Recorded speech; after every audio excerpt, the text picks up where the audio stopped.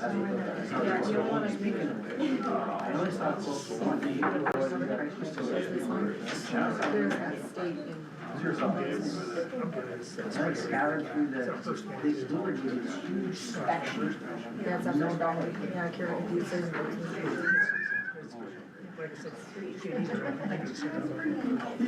I like that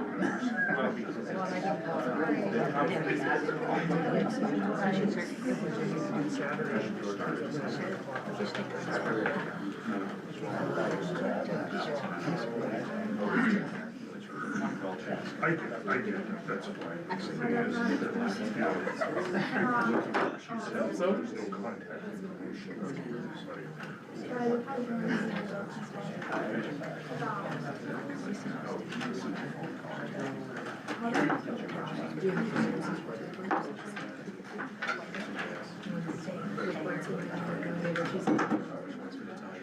Yeah, basically,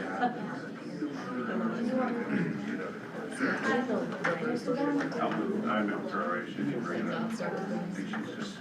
What's that? Is the group reversal start with Brandon? She doesn't have to micro. They're like, we can't listen to this stuff, let's just get it out of the way. Let's just get it. He's so many folks to listen to. Let's just get it out of the way. Sean. Yes.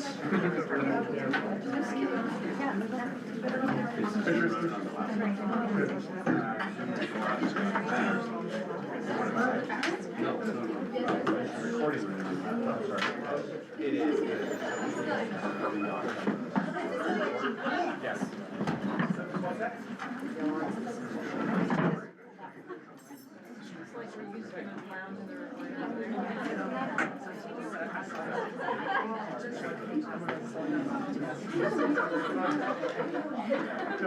Does she even have a computer?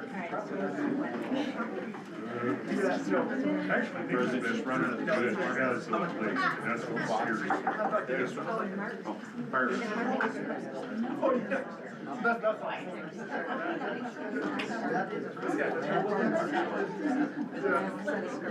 gotta turn out. I like that. Wow. Three comments, two of them will test one, just to make sure that we work. Against the wall, the back wall.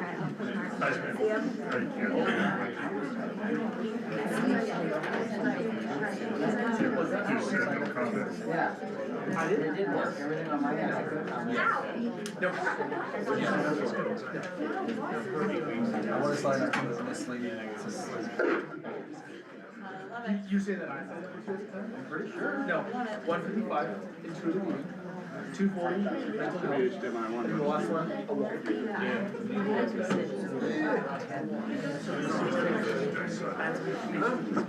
Okay. I might have you guys. We need to inform them of that, but Jan said. Oh, it's not even up. Can you sign the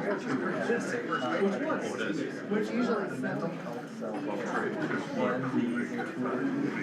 No, intuitive, you said that. Well, that means something was going on. Okay. 240 to 350. That's not me. Hey, what do you do if you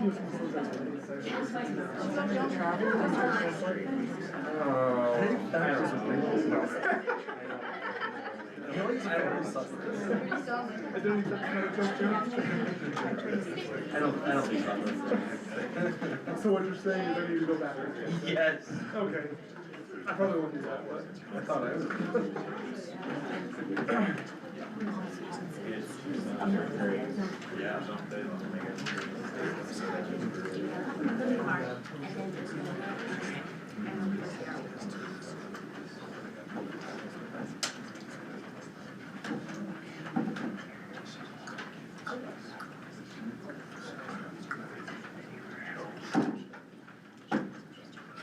It got quiet really quick around here. What did I do?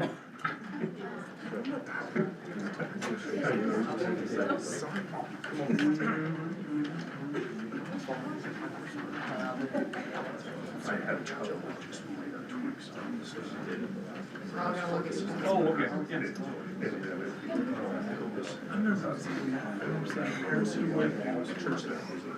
I gotta get some numbers.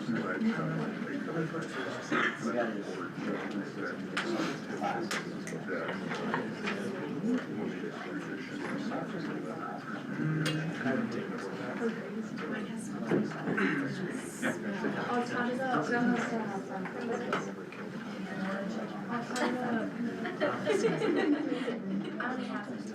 This wasn't.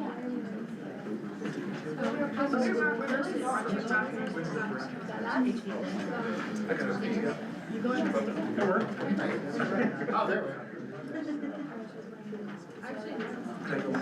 Yeah, I just started to like just. Oh, you're kidding. Oh, Emily did this. You can really see it, but she put me on. So it's awesome. Yeah. Run for the word. Forgot to wet my hair. We also just don't have all the anymore. We're like push-up contests. We're not allowed to do You should have been relevant to that. Guys, I'm the future. Ready? So you take your screen. Your class gets All right, ladies and gentlemen, it is 5:30 and I welcome you all to tonight's meeting of the East Helena School Board of Trustees. First item on the agenda is our pledge of allegiance. I pledge allegiance to the flag of the United States of America and to the republic for which it stands, one nation, under God, indivisible, with liberty and justice for all. Great to see you all joining us this evening. Really do appreciate it. And can't wait to hear. Listen, we have a lot of students from the wrestling team, so I think that's some exciting news for them, so that's great. For the board this evening, we have this evening's agenda. Are there any questions or comments from the board on this evening's agenda? Seeing none, then we'll now move on to hear the public. This is the opportunity for the public to address the board on non-agenda items. On the back of this evening's agenda are guidelines for addressing the board on such items. So at this point in time, if anybody would like to address the board on a non-agenda item, this is their opportunity to do so, and I would invite them. Okay. Seeing none, we'll now move on to reports. And the first one up to bat is our student representative, and Brooke, I would welcome you to give us a student report. Okay, so we've had a big month for Vigilante sports. So our Vigilante boys basketball team has made it to state for the first time ever by beating Havre, and they will play Dillon at 1:30 on Thursday. Spring sports started today, which includes tennis, track, softball, and baseball. And the esports are just continuing through their season. Swimming, wrestling, and both had their most successful season of Vigilante history. Speech and debate won East Helena High School's first MHSA divisional team trophy. East Helena hosted the Regional Student Council Conference in February, where Lauren Richardson was voted the Regional Vice President, and Ms. Schoenfeld was voted Student Council Advisor of the Year. Some things to note are that we have prom April 5th, and the juniors will take the ACT April 8th, and the donkey basketball game is to be held April 17th. And then just something that was wanted to be noted by some students is that they were wanting to have a 7-day school period, so they feel that it'd be good for the students, as in being 90-minute class periods is hard for some 15 to 18-year-olds. Is it's hard to stay attentive during that time, and it would be good because the teachers would be able to connect with the students on a day-to-day basis instead of every other day over the weekend. Over the weekend, sometimes 3 to 4 days would pass before the students see their students again. And now I would like to introduce our winter sports, as they will talk more about how swimming and wrestling had their most successful. So we have John Moore for speech and debate, and Tim Baird for wrestling, and John Henman for swimming. So. Coaches. Guys flip a coin, or? Who's going first, Brooke? You guys wanna wrestle? Mr. Moore. I think she pretty much summed it up. I only ended up with, nobody else on my team can drive, but This is Ariana, say your last name, please. Herbertine. Herbertine, thank you. We had a really good year. Our goal was to beat Laurel. They won, I think, 10 divisional trophies in a row. And they did not take that trophy home this year. Every kid on our team placed and scored points divisionals. Ariana was one of our 5 division champions. She won in impromptu. And she took home actually 2 state medals in impromptu and formative. And then we had 5 other kids placing the same. Then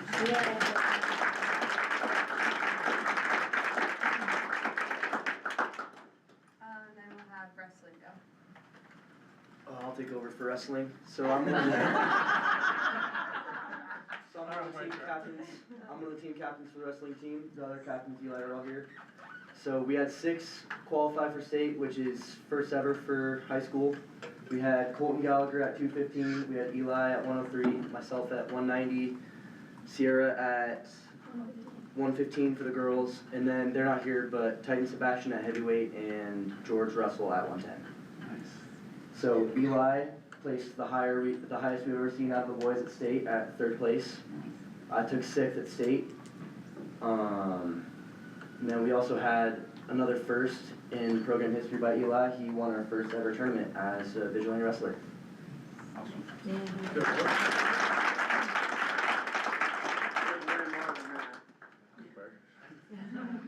But I appreciate your assertiveness. This is the first year we've been able to compete a whole women's team. And they took 3rd in one tournament. Almost every one of them placed at different times throughout the year.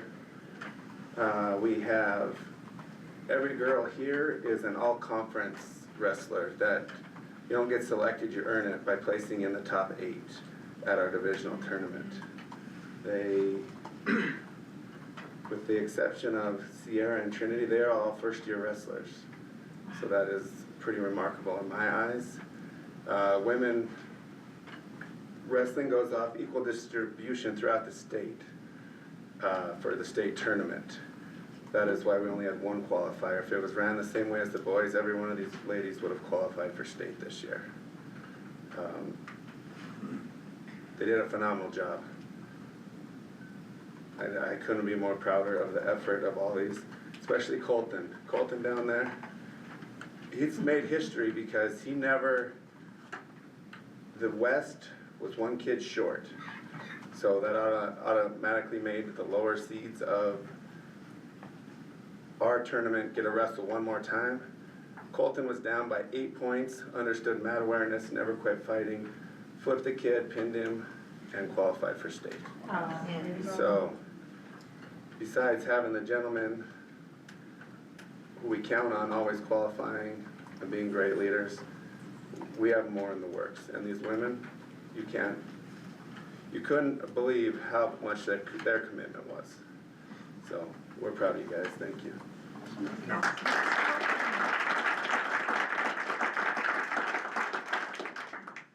Sorry. Yeah. Hey guys, I'm John. I'm the coach of the swim team. I've been coaching for about 2 years. We had an amazing season this year. Pre-states, we were looking really good. I didn't realize how good we were looking. States, starting off on the guys team, all 3 of our guys qualified for finals. Carla here, he's a senior, swam the 100 fly and the 200 free, placed and scored in both. And we had a freshman place and score at states, double final, and a sophomore as well. I'd say like biggest accomplishment this season, over here on the girls team, we got Sway Longshore, first ever East Alabama High state champion. She won the 100, the 50 freestyle, got second in the 100 freestyle. Breaststroke, that's right. 100 breaststroke, second place, 50 freestyle state champion. Last year, she swam the 100 free, the 50 free. She got second in the 100. Second in the 50, third in the 100. Gotcha. So she was really close last year as a freshman. And she was bloodthirsty, I could tell. She was gonna get that title this year, and she did. So really proud of our team. We scored points. We beat a bunch of other teams in the AP division that we typically don't beat. It was just inspiring to see these kids swim this year.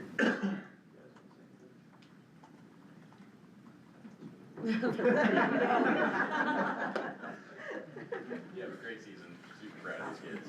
Could I ask the swimmers and the speech and debate members just come up so that we can at least see it? Because a lot of us can't see it around the posts and My everything. speech debate wasn't went up. Oh, okay, so, fair enough, This way, this is Carlo. yeah. Yeah. Oh, one thing, we need people to join next year. Especially boys. Yes, we did not have a boys relay, and majority of the girls are leaving, so we need boys and girls to join. And we might not have any seniors next year either.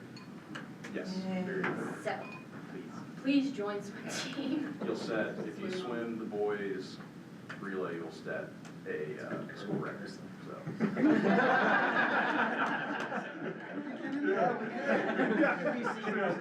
Eligibility. That's awesome. Well, ladies and gentlemen, congratulations on your guys' success. That is- Shout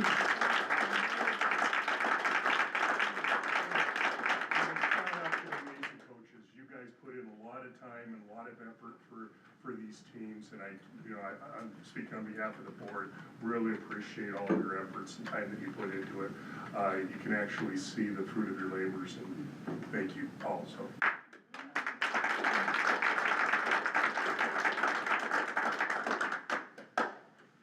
So Brooke, do you have anything else for That's all your I student got. report? Any questions for Brooke and/or any of the teams? I have one question. Yeah, Tristan? What was the, students want a 7-day school work period? So like 7 days? have 7 periods a day. Okay, instead that's what I of our thought you block were saying, schedule. okay. Yeah, And only- sorry, I weird worded Like, it a they little don't wanna go bit. to school 7 days a week. No. Okay, got it. Instead of the block. Yes. Okay, for those of you that do not want to attend the rest of the meeting, I'll give you an opportunity right now to escape before we go on to our next level of reports. But you're more than welcome to stick around for the rest of the meeting if you so choose. Thanks for coming, you guys. Good job. Nice work. Very good.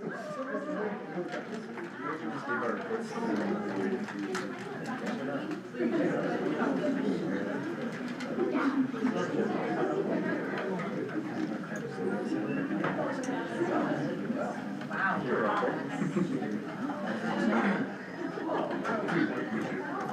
See how they can shuffle.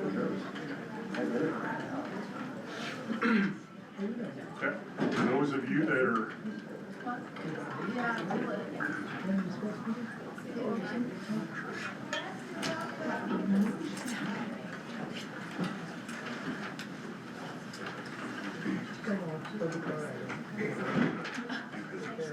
if it's with it, we can go ahead and address it.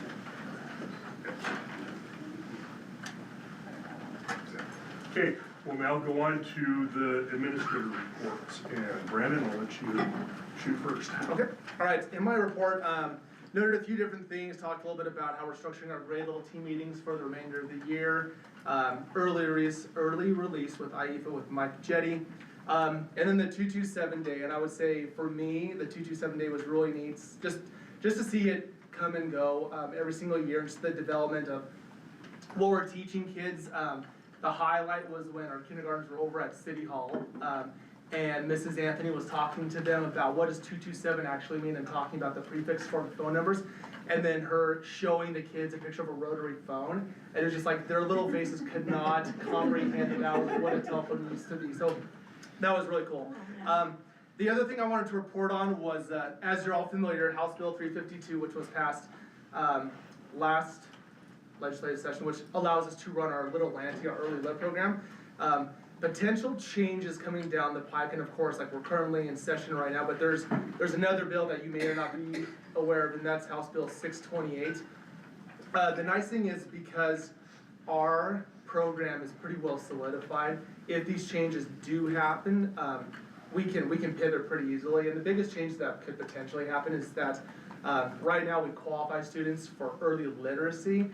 This would allow us to qualify students for early literacy and or early numeracy, so they're adding in kind of a math component too. There's obviously more language into this that would potentially impose a few changes, but like I mentioned before, the changes would be pretty minimal just because our program is up and running and doing pretty well. Any questions for Eastgate, Prickly Pear? Any questions for Brandon? I had one, but I Okay. gotta find it. My one question, and now it's on our sheet that we got on our desk, but was the out-of-district kids for the kindergarten, cause that number's so high, and that we're used to, and I now see that it's potential for 20, right? Is that how I'm reading that?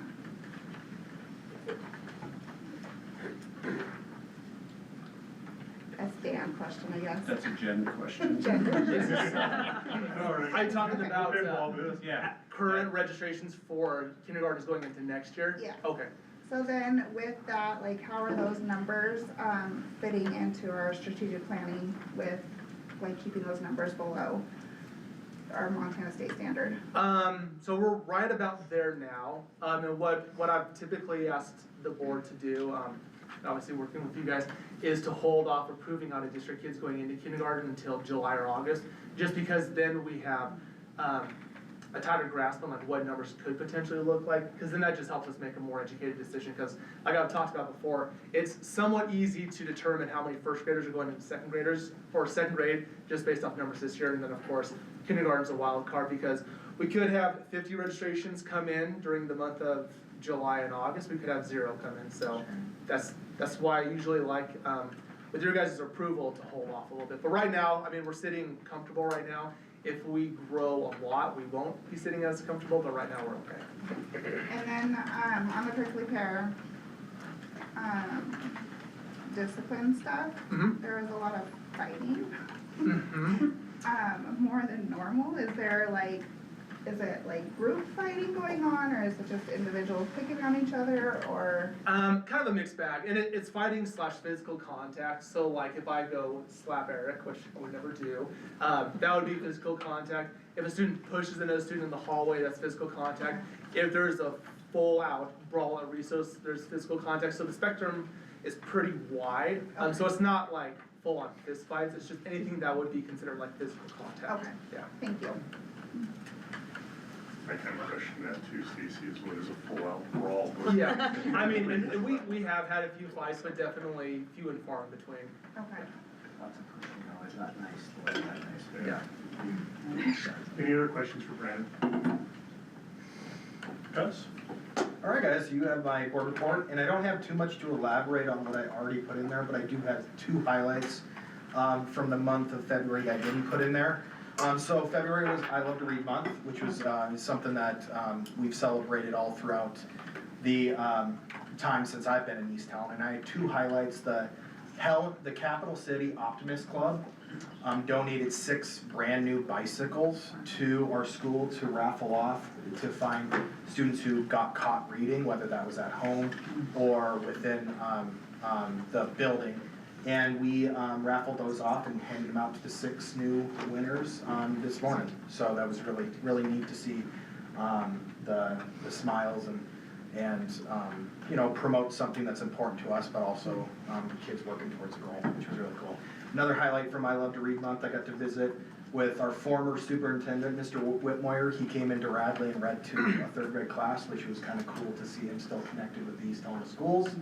And then my last highlight was our 4th grade teacher has 2 sons that are really into the trades and welding courses, CTE courses, over at the high school. And so Mrs. Finstad was talking with Casey Harris about, hey, is there any way to kind of rejuvenize like an interest in learning fractions?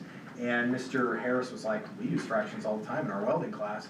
And so our 4th grade, that Mrs. Finstad's class walked over to the high school and got a mini lesson in how they can apply learning about fractions into the real world, particularly within a welding class, which I thought was really cool, because what I noticed when the kids returned was a couple students who aren't as interested, maybe engaged in the academic areas here at Radley. They lit up like Christmas trees coming back, because maybe they got a future in those areas. And it's pretty cool, because I was talking with Mrs. Finstad, and it sounds like they can, after Mr. Harris kind of got a taste of it, he's already kind of going back to the drawing board to see what else you could offer to some students to get over there and apply what they're learning in the classroom elsewhere. So, really cool experience for this one.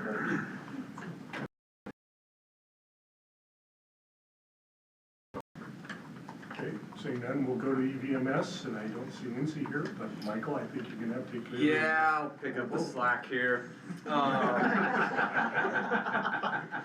Yeah, so you have a report, not a lot to elaborate on, but I feel we're just starting our third trimester, just started on the 6th of this month here, so I feel like every third trimester just turns into warp speed. The rest of the year just flies by. There's just so much going on between fitting in our field trips and ski trips. You know, we had our 227 day that the high school hosted us on. We just got a lot going on. Band concerts still going on. We're gonna do another round of enrichment for the spring, so a lot going on. But we just had our parent-teacher conferences, our last one for the year, and I was pretty impressed with our turnout. We were at 94% turnout for parents, so it went really smooth. Yeah, all good reports from teachers, so it was a good round of parent-teacher conferences. Yeah, we were, like I said, for 227 Day, we were hosted by the high school to hear from Casey Anderson.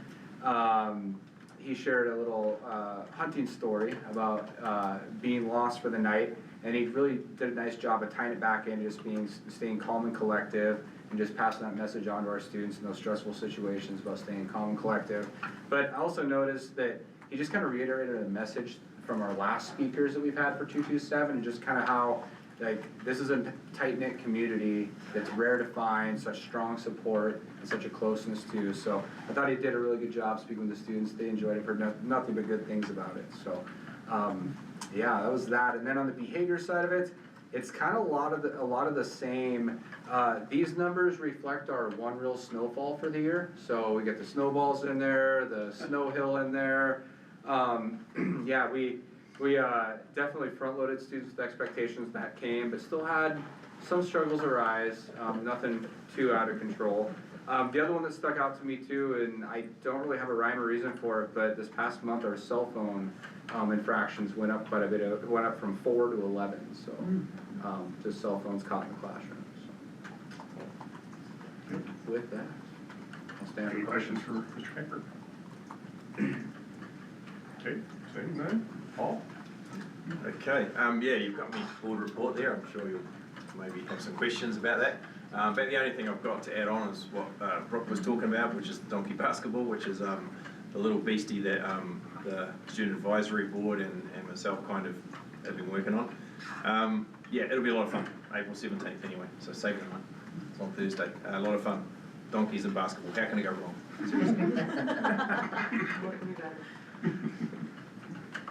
Any questions for our high school principal? I had one. Big drop in enrollment month to month, and I was just wondering, was there a big family that moved out, or was it just the luck of the draw? But I mean, we dropped from, we lost 13, about 2.5% of our high school population in a month's time. And I'm just curious on if there was a driver or something like that. No. We've had a few kids that have gone to MIC. We've had some kids with some issues, I guess, that have moved out. We actually had one that moved out and then came back again today, literally. So yeah, there's no massive cause for the students leaving. It's just all these different things. Yeah, usually I don't see a big jump like that. Sometimes it's here and there, but there's quite a few. So. Yeah. Okay. All different cases. Perfect. All right. Thank you. Any other questions for Paul? Trish? Alright, so you have my board report. I don't have a voice, I promise I'm not sick. I was yelling at my child on a hockey rink all weekend, so I have no voice, but I will try to be loud. You have my board report. One of the biggest things I stress every single time we come in is the number of referrals from the previous year consistently are down. And that is because the vast majority of our students are doing exactly what we ask them to do in classes every single day. So of the 32 office referrals, we had 24 detentions, and sometimes that's deceiving because one of those office referrals required 3 lunch detentions. Another one required 2, so it's not that it's really, you get a referral, it's an automatic lunch detention. It just depends on what happens when you get that referral. We've lowered our in-school suspensions, our out-of-school suspensions, really just making sure we're keeping kids in classes and they're doing what they're supposed to in their classes. I did put a little comparison bar in there for you for referrals from 24-25 to 23-24, just based on the different months, there's different colors in there. And then it's broken out by category. The general inappropriate behavior is the vast majority of our referrals, and that is really stuff that's handled by the classroom teacher. Could be that they've broken an in-class rule, or they've done something that the teacher deals with immediately. I just follow up and say, hey, remember you have lunch detention. The big thing we've seen an increase in is, for some odd reason, skipping classes. And so we've really tried to catch the kiddos and make sure that they understand we can't be skipping classes. We are looking very closely at their attendance. I'm sending out more attendance letters more consistently, just making sure these students understand they need to be in class on these days. And so the vast majority of our skipping classes, unfortunately, is our juniors and seniors. And so that was the vast majority of them, while the inappropriate behavior is our freshmen and sophomores. And that's it. Any questions for Trish? It's not really a question, but more of a statement. I dropped my daughter off at soccer practice before I came here. And so I'm never on the student side of things, but the trash is atrocious. We was saw like, that. Yeah. And we, It's kind of blown away. as soon as the snow started to melt, it was an announcement Yeah. over the intercom of just, if you're cleaning up outside, we catch you. We've got lots of prizes. Sean just handed me a bunch of blizzards and wings and all kinds of stuff, and then we'll do a school-wide trash cleanup day. But with that mass snowfall and then all melting all at once, you can see where all the trash is at on our campus. Okay. So, but we've got a day planned for our kids to go out and do a little cleanup Okay. again. Awesome. Any other questions for Trish? Okay, Sean? So, gotta have my report. Another thing, you know, like, gets overlooked, Mrs. Schoenfeld was District 3 Student Council Advisor of the Year this year, so we're doing a lot of good things, not just in our sports activities, but our clubs and groups like that. DeAndre Ellis was the Athlete of the Week last week for his performance. It's a divisional basketball tournament, which was pretty cool to be statewide, which was good to see. Reading month was last month, and we had a lot of our kids go out and read in the elementary schools to our kids, which was cool to see. There was a lot of posts on Facebook. And, you know, we have a lot of, you know, activities going, you know, facility use this month. There's a powerlifting competition, you know, like spring sports started today, then we have spring break, you know, there's a lot of stuff going on. And our transportation department's doing a great job getting everybody everywhere. Okay, any questions for Sean? Seeing none, Eric? Good evening. You have my report. The only thing I have on there, the E-rate, I did put in a request through our consultant. The big focus was to update all of our end-of-life equipment. All of the wireless access points at Prickly Pear are very old. So are we. that was a big ticket item, and I don't know when we're gonna get a quote back on that. Any day now, I expect it. What's that? Any day now, hopefully. A couple things that didn't make it on here that I just wrapped up. I believe Friday I finished up. I rebuilt all the courses in Infinite Campus for the high school. So hopefully, the way that we're going now, it's going to be it's going to remove a big burden from the counselors and the teachers. And currently, the way they had it set up was 227 high school. They would have 2 grade books, 2 attendance. Now they're only going to have 1. Everything's going to be just filtered through that one. So hopefully that will streamline that process. It's a new thing that Infinite Campus just set up. And then the other one today, I moved our windows slightly more into a hybrid environment, just so that we can, the big takeaways with this is it's gonna reduce our physical footprint. We're still gonna have a local footprint. I don't really wanna get rid of that because we still have our DNS servers and, but the big one is gonna be license management. We're not gonna need, we can remove one of the servers at least, which I believe they're about $100 piece. And then our antivirus, so all this stuff comes with the licenses that we have. We'll be able to move to Windows Defender, which is gonna be a significant drop in overall cost. And then it's gonna streamline our deployments as well with computers. Basically, make it extremely simple and easy for us, so it's not extremely time consuming. Any questions for Eric?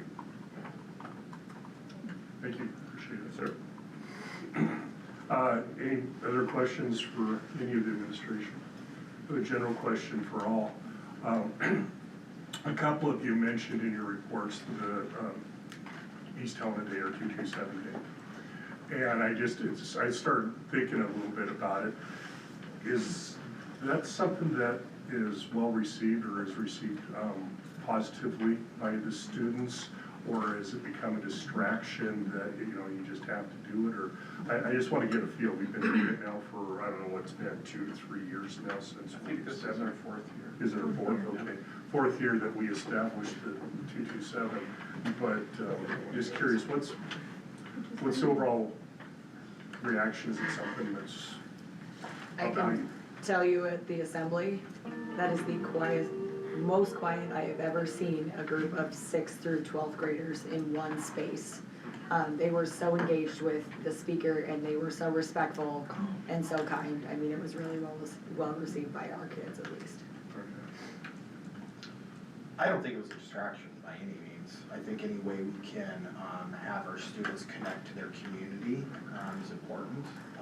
And we just took it more from a historical standpoint, like what sets East Helena apart from maybe other communities from around the state, which in many cases, you have staff learning right along with our students, because there's some cool, neat history along with what East Helena is. So distraction, no. Learning opportunity, yes, to be more connected to your local community. I think it's received well.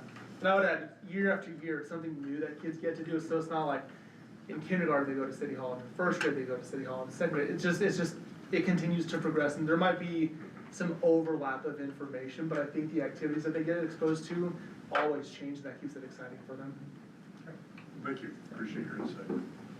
Okay, if there's no other questions, we'll move on now to our trustee and committee reports of the board. And I don't believe any of the subcommittees met since our last meeting in February. Oh, we did have an insurance. Was there an insurance meeting? Actually, Was that within the last month, or was it? I thought it was a previous one. Oh, maybe it was, I don't know. Thought it was canceled. So Martin never did. I was so excited and Martin can't remember it. I thought it was. Maybe it was in February. January. Maybe it wasn't January. Okay. Clearly, there's nothing to report. And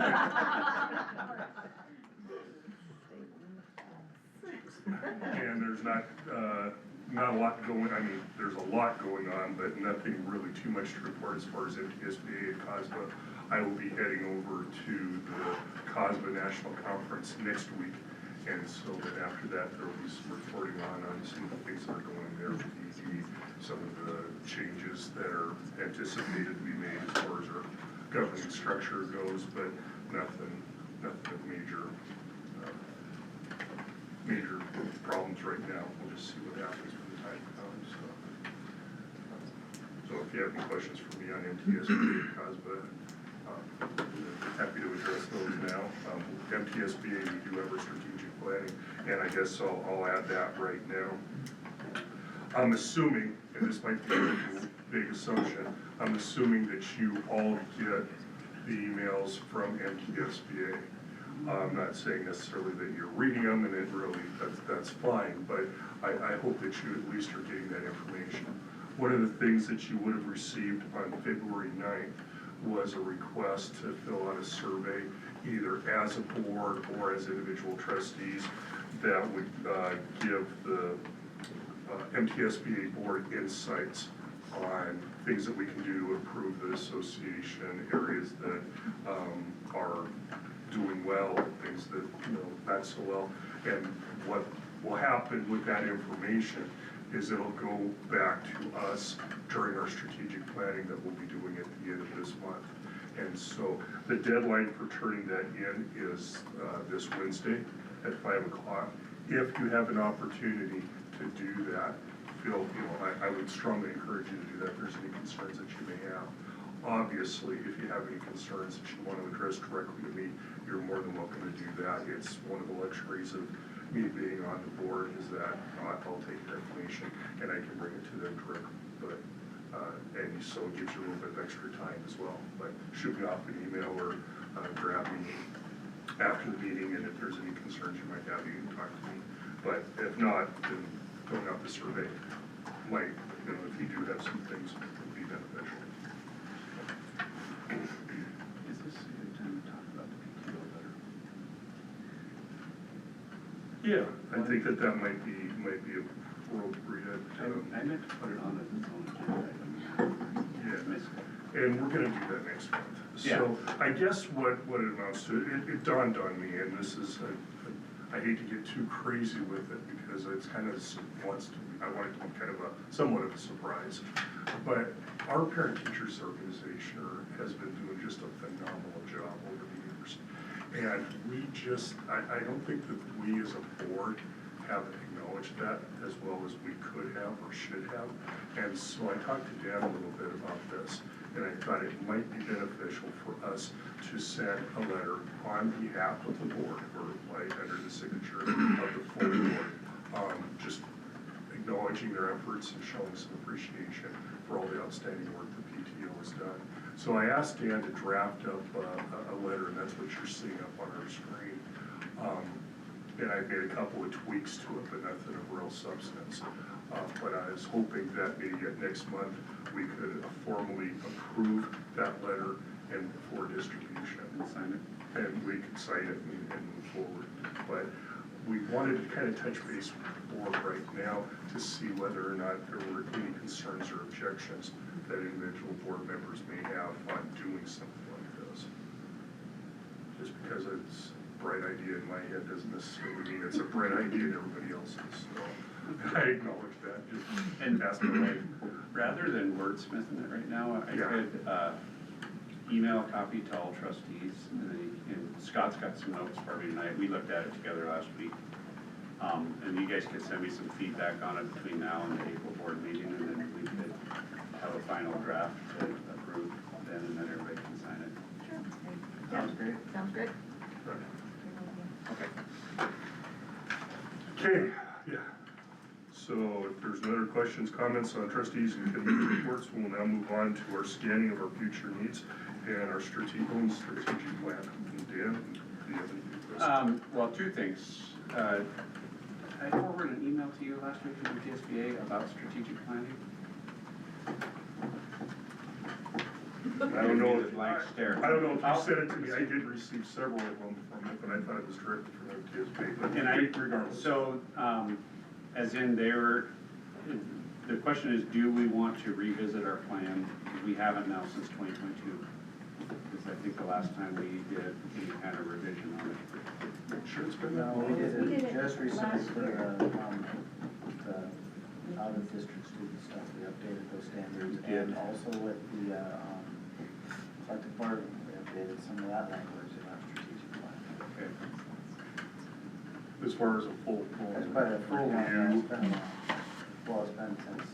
Yeah, School Board Association was offering services in that realm. That was the email that I thought I sent to you. Yeah, and I do remember seeing that. Just something for us to be considering. I would say, I don't know how this MTSBA is planning on administering that request or that suggestion of theirs. We have worked with Deborah Silk throughout the very beginning of that. I would be really hesitant to have somebody else come in. It's not to say they couldn't do a fine job, but I just, since she's already been long-standing part of the process, and we probably are not going to get her until after the legislative session. So I think we're probably looking at something then maybe in midsummer.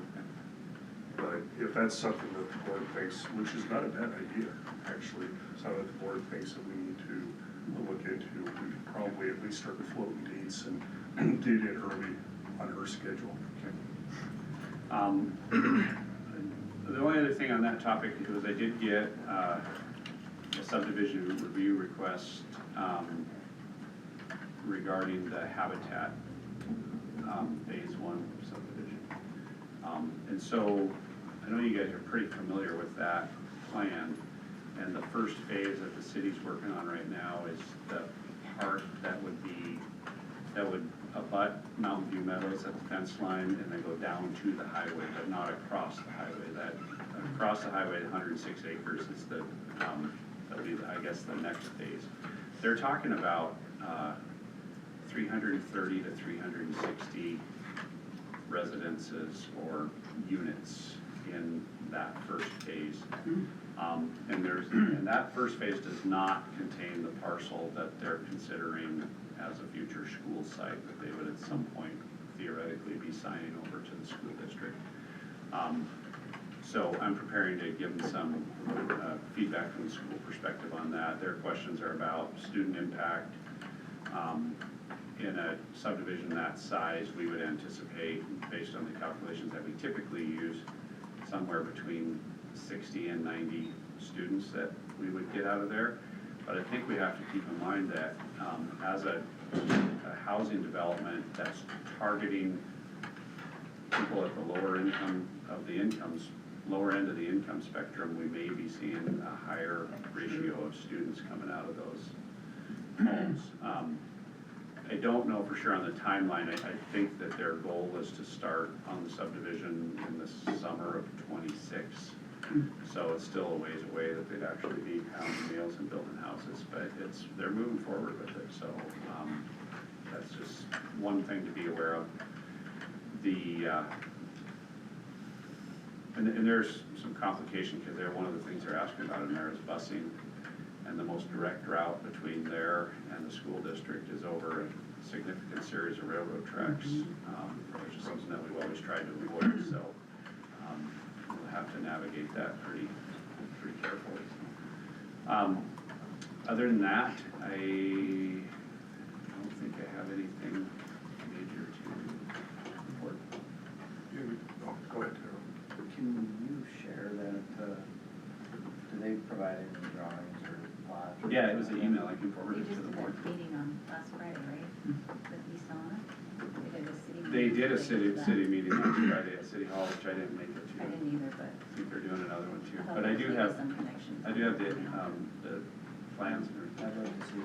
Yeah, I mean, they're pretty basic, but, They're still Yep. beneficial. yep. I guess that's kind of about dovetails into the question I was going to ask, is that they keep talking some very aggressive dates in my mind, but I'm wondering, do they have the permits? Do they have have they reached out to MDT as far as system impacts and the things associated with it? I don't have a problem with them being proactive and starting those discussions with us, but I hope that they're not looking for a response from us when they really don't have a lot of the foundation to move forward with. Yeah, I get these requests pretty regularly from engineering firms that are consulting with developers, and the feeling that I always get is, well, they have to collect our comments.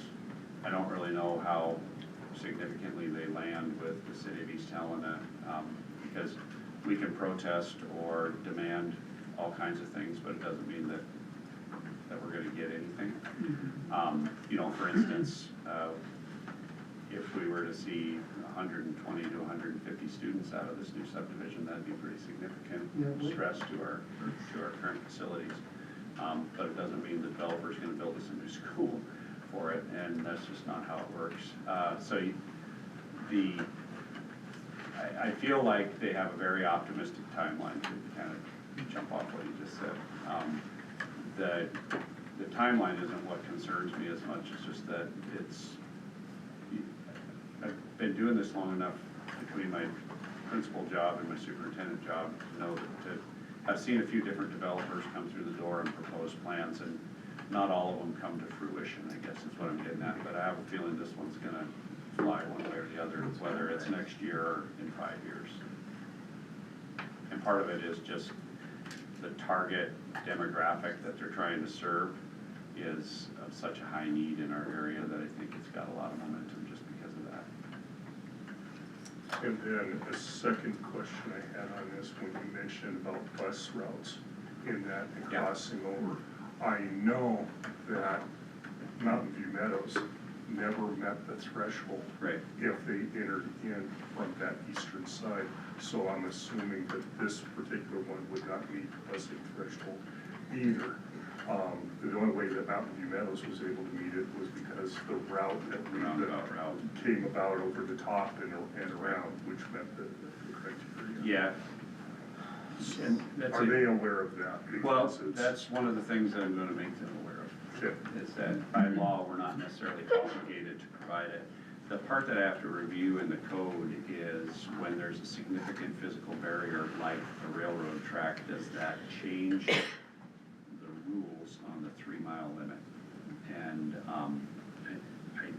I don't believe that there is, but I need to get that straight in my own mind before I. Because there's no law against a school bus crossing a railroad track. No, there's not. There's just a set of protocols as to how the driver has to approach it. Go ahead, Charlie. Right, that's what I was gonna say, it's like, it's not a no-go, Right. it's just a more careful go. Yep. There's, I mean, I know that there's railroad preemption with that signal, so I mean, it's kinda clear buses are not gonna, they shouldn't get caught there. Right. At all, and, I mean, I guess I don't see an issue with crossing the tracks unless, I mean, obviously, it's best if we don't have to. Right. And in the future, I know, there's development planned, would be south of, like, the Ice Palace and stuff, that they're looking at connecting to, 282 back there. They'll be connecting to that highway, looking to connect into the, South Hills Helen interchange, and these are all in like the next 10 to 20 year horizon, so there's a bunch of, which would potentially give you a shorter route. Yep. To jump over, hit the crossroads, and run around through that direction. So anyway, it's just, Yeah. But I'll forward that email to you guys, Okay. with the request for information, so you have it. I'd be worried about the congestion around the schools with parents dropping off Right. and stuff, that's a lot more dropping off. If we don't notice, that might be a benefit to busing, Right. is to eliminate Just some of cut that down on traffic. on the traffic at the schools. Yep. And there's when you're crossing the railroad and a 4-lane highway, five-lane highway, there's a student safety component to it. You know, trains are kind of easy to avoid. Sometimes traffic can come at you. You've experienced that? Yeah. Yeah. Yeah. All right, any other thoughts, ideas on our strategic plan? There was a discussion here not too long ago about reviewing or touring the old dental clinic. Where are we at with that? We're gonna work on scheduling that with the facility infrastructure committee, which is gonna be you, Scott, and Tristan.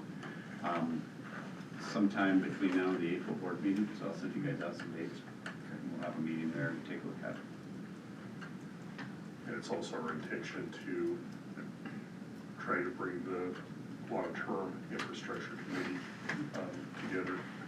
That's our community-based one, so that we can have a conversation about exactly what we're talking about here. Enrollment and growth, yeah. Yeah, there's lots of it. Any other thoughts, ideas on our strategic plan and our future needs? Okay, seeing none, we'll move on and we'll revisit this at our April meeting. The next agenda item is our legislative status report. I'll start off and say, it is transmittal, yay. Write it down for. Yeah, for a week we get a break, some type of reprieve. I will say that it's been probably one of the more contentious legislative sessions that I've encountered, but believe it or not, except for a few bills that have come up that caused a little bit of angst between different people, I think school education has actually been doing pretty good this first half. We've dodged some pretty powerful bullets, and I think that we're moving forward. Our funding bills are moving forward fairly well. We've got some good opportunities as far as different incentives that are coming out. And so although this is not going to be a major windfall for the East Helena Public Schools, I think there's gonna be some positive effects as far as that goes. And at least we're not gonna be taking a massive hit like we've seen in previous years. But inflation should be financed well. We've got some incentives as far as the SAC goes, and all those bills have actually got quite a bit of momentum. With that being said, we are only through the first half. All the bills are switching now to the different houses. The policy bills, I should say, are now switching to the different houses. Finance bills can have another couple weeks, I believe, before they have to be transferred over. So anything could happen, and like I said, there's a lot of infighting within the legislature, and there's a high level of potential that something might happen where coalitions break apart, or feelings get hurt, and all of a sudden it's every man for himself. So Remain hurt. and remain hurt, yeah. Get hurt, it seems a little late for that. Yeah, exactly. So, and then as far as the policy ones, the very challenging bills that we have encountered in the first half of the session, for the most part, have pretty much died. We've not had to address those ones about supermajority for passing mill levies and having, sunsetting it after 10 years. Those types of bills have been tabled. Not to say that they can't be revived, but it's unlikely now that we've met transmittal that would occur. But anything could happen. There are a few that still come up. Immunizations are always a big one. Posting the 10 Commandments or other types of things on the walls are always, a possibility.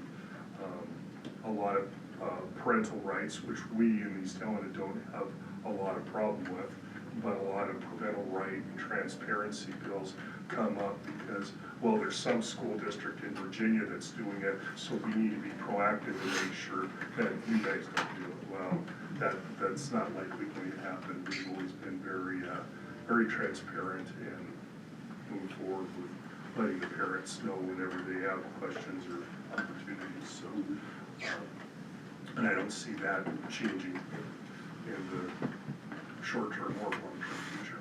So, Dan, I don't know if there's anything that you had. I don't have too much else to add. We're gonna talk about House Bill 15 and STARS Act in unfinished business when we get to the budget update, so we don't have to talk too much about those. I do agree that there have been parts of the session that have been pretty contentious, but I will repeat that in the 30-plus years that I've worked in education in Montana, I feel like this is the first legislative session where there was a real, true effort to try to make things right for schools. I feel like the majority on both sides of the aisle recognize that schools have seriously been negatively impacted by inflation and the limits within the current statute as to how the state can help. And so some of the things that they're working at, like the STARS Act, are workarounds within the funding formula rather than just applying a percentage increase to the funding formula, which they're limited to do. And so that's been pretty encouraging to see from when the governor released his budget, where he had priorities in his budget for schools regarding teacher pay, regarding major maintenance aid. Those are some of his specific priorities from back before Christmas. And we're starting to see some of that play out in legislation, and I think I feel like that's pretty encouraging. So hopefully that trend continues, because like Scott said, amendments can be thrown into bills at the last minute that can revive something that we thought was dead, that will be something that we don't want, that gets tied to something that we do want. And there's going to be plenty of that working its way through between now and the end of the session. This might be of interest to the board. There was one bill that ended up dying out, but it would have required all K-8 elementary school districts to consolidate into their adjoining high school district. And that caused a lot of angst. A lot of people are coming in, and in fact, it's still causing a lot of problems. Bozeman School District does not appreciate the MTSBA's position on it, but I just kept thinking, if that bill would have been in effect 6, 7 years ago, we would have been absorbed into Helena, and they wouldn't have even thought twice about it. It would have been just that we would have lost all that. But there was a lot of problems, or a lot of concern with that. Some of the smaller school districts were very upset that they were trying to make that attempt. And then another bill that did die, but I'm not sure if it's definitely going to go away permanently, is that it would have preempted any school board from hiring or being associated with any lobbying group, which mean at that point in time, MTSBA could no longer advocate, or SAM, or MAS, or MASBO, or any of these organizations could not do any advocating for any of the education issues. But not only that, it was any taxpayer money. So that included county and city commissioners, city attorneys, the whole gamut, and there was probably, at the hearing, there was probably near close to 50 to 60 opponents on that, and they were very vocal. But that died in committee, but it only died by 1 or 2 votes. So I mean, it was a case where there was some traction, and it would have prevented Dan from doing any type of advocating for the district as well, even though the board would direct him to do so. If there was taxpayer funding going to it, he could advocate for it. So. Would it be accurate to say that there's consensus that school funding, like, is not keeping up with costs, and that there's been some, it strikes me like there's, From an inflationary standpoint, yeah, I believe like in the that. legislature, I like don't everybody think knows that property taxes are a problem for us. Yeah, there's not really a huge appetite to increase funding over those levels, and we'll, like I said, we'll talk about it when we get the budget update, but the STARS Act has the potential to start to nearly build back the positions that we lost over the last 2 years of levy requests. And with those levy requests, we were pretty much just trying to maintain what we had, not add anything new. So that's when we talk about, making you whole from inflation, that's really, where that's at. And so somehow they managed to get those numbers dialed in pretty well. So it's an infusion of new money, but it's not new money when you turn back the clock 3 years. And a lot of it too, going back into that, is that the legislature for years and years and years have thrown out money into the budget with the governor's office, and they just said, here's money, here you go, and this is what you get, and tough. They're taking a slightly different tact this legislative session, is that there's a lot more incentives. There are strings attached, but if you do this, there are some significant benefits that school districts can see, whether it be advanced opportunities, whether it be the STARS Act, whether it be getting credit for kids having, post high school credits as they walk out the door. Those types of things are there, and so they're pushing more of the incentive side of it, so it's more of a carrot as opposed to a stick. Good way of putting it, yeah. Okay, any questions on our legislative status? Okay, we'll move on now to notifications, retirements, and resignations. We had 3, they are in your packet. It's notable, 2 of the, one was a bus driver who wasn't with us for very long, and we always hate to lose bus drivers. but Nick's working on a new driver as we speak. The other two resignations were two of our teachers at Radley School, Mr. Ireland and Mrs. Layson. Mr. Ireland has reached a point where he is able to take his retirement and has chosen to do that, so he'll be retiring from education at the end of the year. And Mrs. Layson is deciding that she needs more time at home to take care of her family and support their growing business that her husband is involved in, and so she'll be working on that. So they've been with the district for a while. Scott's been here for quite a while, and they're both very successful. They've been great professionals for us, and we're sorry to see them go. And those have been accepted on behalf of the board. Okay. Any questions for Dan on retirements, resignations? Just amazes me that Scott had that much time in. Yeah. Snuck up on Yeah. that, but. Me too, I was actually. thinking the same thing. I was like, you're just a kid, what are you talking about?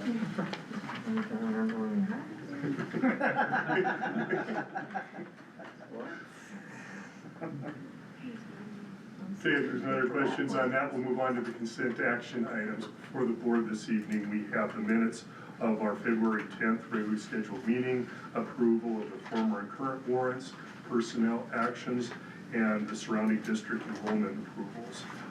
Typically, there is no debate on consent action items. However, if a member of the board would like to discuss or debate an item, they can ask to do so separately. Otherwise, I would entertain a motion to approve the consent action items as presented, with the caveat that the board received the slight change in the minutes of that, and that was sent off to the board, and that should be deemed inclusive of the minutes that we had. So other than that, I would entertain a motion to either pull an item off the consent action or to approve the consent action items as presented. Which would you prefer, I guess? I prefer to accept consent action items as presented, but if Well, I there's- would make a motion to approve. if there is a I'm sorry, reason I why misunderstood. you'd want to debate something separately, Mark. No. I would make a motion to approve consent action items as offered. Okay. Second. And a second from Marcia. All those in favor of the motion, please signify by saying aye. Aye. All those opposed by saying no. Motion carries, and we'll go on to unfinished business. The first item on that is our budget update and discussion.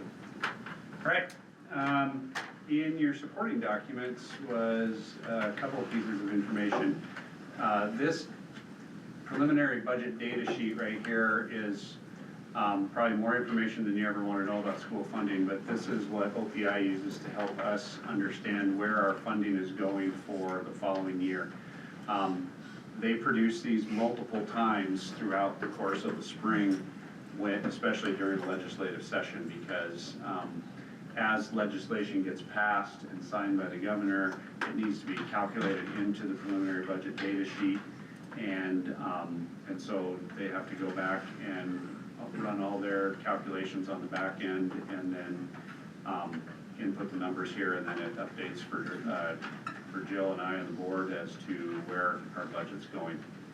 I just want to share a little bit with you about this, and if you have questions, just feel free to pipe up. What you'll see in this first section is our A and B funding and what's called our basic entitlement, and I'll try to keep moving and not give a dissertation on school finance, but this is really how our budget comes together, and it's based on A and B, which is a calculation based on enrollment. This is not our enrollment, and so sometimes people get confused by that because these numbers don't necessarily match what you see on our enrollment sheet. And the reason for that is A and B is taken by the fall count and the winter count that are averaged together, and then they're divided by 180 and multiplied by 187, because there's 187 statute days in a school year in Montana, even though we don't go on days anymore, we go on time. But that's still how the A and B amount is calculated. And when they talk about a 3% increase in the A and B schedules, that's the amount we receive per student that is getting that increase. And then it's calculated by the A and B number, which means average number belonging. This amount over here, the basic entitlement, is what we receive for having an elementary school, for having a middle school, which is M1, that's East Helena 7-8, that's EVMS. And this K6 calculation right here has been a source of discussion among this board, and it's a source of discussion at the legislature because there was legislation introduced in the first half of the session to fund these sixth graders at the higher high school rate. So we get more money per high school student than we do per elementary school student, and the reason is it costs more money to educate high school kids. We've got to have shops, we've got to have art rooms, we've got to have equipment, we've got to have tools, bigger gyms, larger cafeterias, the whole thing at the high school. So when a school district runs a middle school that meets a certain set of requirements, and we do, those middle schoolers in grades 7 and 8 we get the additional funding for the high school rate for those kids, but we don't, and we never have for the sixth graders who are involved in the middle school, and by its strictest definition of a middle school, sixth graders are supposed to be there, that's what a middle school is. So the legislation that was introduced basically would require OPI to fund those sixth graders if they're part of a qualified middle school at the high school rate. That would probably make, I would say, around $120,000 to $140,000 difference in our budget if that law were to pass. Right now, I think it's kind of bogged down, and I'm not super hopeful that it's going to make it to the finish line. But they probably will. There's a compromise that is on the table that is talking that maybe we won't do the full funding at the high school level, but it'll be like a percentage of it, so somewhere in between the two. And we take what we can get. Yeah, just to try to get it over the finish line. Yeah, so that's where the A and B comes from. That's the K6, the 7-8, the 9-12, the reason for those breakdowns, and that goes way back in Montana code and school funding laws, back way before my time.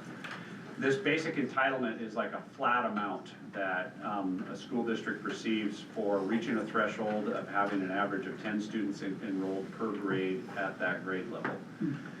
So there's the elementary basic entitlement, there's the middle school basic entitlement, there's the high school basic entitlement. I don't know if you can follow my mouse here. The interesting part of this, and this is something we've talked about in the board, is that with the charter school, and this was the incentive for creating a charter school, the Board of Public Ed will give us an additional basic entitlement. So here's the second basic entitlement for the high school, significant amount of money. You'll notice we get all zeros for the middle school, and that's because of that enrollment snafu of not having 10 students in 7th grade and 10 students in 8th grade, or a total of 20 between 7th and 8th grade, because we enrolled a significant number of 6th graders in middle school 227, and they count as part of this elementary amount down here, and so they're not contributing. Scott and I have had conversations, we have some heartburn about this. I don't know, and I know Tristan has expressed some concern too. The one piece about it that really doesn't sit well is that the initial amount that we have to pay back this year was money that we received for students who didn't even go to school here last year, and was based on an estimate. And so this feels like we're being penalized twice. Like we have to send them the money back this year, and we don't get it for next year too, even though A and B is only supposed to count for 1 year. So I'll move through the rest of this just to get to the good stuff. These are the different elements of the funding formula that the legislature has added over the years. Like you hear about the Indian Education Payment, the Indian Education Achievement Payment, Quality Educator Payment, gives you those amounts. I think it's just good for the board to see that, and this is in your packet so you can examine it more. When you get over to here, this is where they're telling us the maximum budget and the maximum highest budget without a vote. That's the amount we want to focus on. This is highest budget with a vote, excuse me, up here, line D. Highest budget without a vote. This is about what our budget's going to be next year if we don't run a levy. And so that's $14,482,000. If you go back to this sheet that we looked at in the February board meeting, we were predicting that number to be around $14,960,000, so we were about $500,000 off. But we were increasing the 3% legislative increase. OPI is not factoring that in yet because it hasn't passed through the legislature fully and it hasn't been signed by the governor yet. Once that passes through, that number on the budget data sheet will be within about 140,000 of what we were predicting. It's still low, but it's getting quite a bit closer. So our budget projections, what I'm getting at, we're pretty much on target. And if House Bill 15 passes and is signed by the governor, which I expect it to be, and I think Scott, you do too, that will put our next year budget at a spot where we'll be able to take care of our staff pay increases, which have already been negotiated, our insurance increases, and some small inflationary increases that we think we need to deal with. The next piece of this puzzle is what we've been talking about, which is the STARS Act. And long story short, on the STARS Act, the number one thing it does for districts who qualify is it doubles the quality educator payment. So instead of getting, is it around $4,100 right now, quality educator payment, we'll get twice that for each of our 130 teachers that and staff that have certificates that qualify for quality educator payment. The STARS Act will increase this budget again somewhere between $400,000 and $550,000 based on the worksheets that we've seen by School Boards Association. That amount is what I'm talking about when I say it will allow us to start building back in those positions, the business position we cut, the ag position we cut, the foods and nutrition position at the elementary school that we cut, the French position that we cut, the foreign language.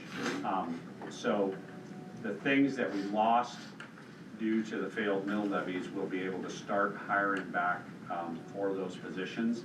And the good part about it is this becomes part of the funding formula, so moving forward, we should be able to sustain those positions.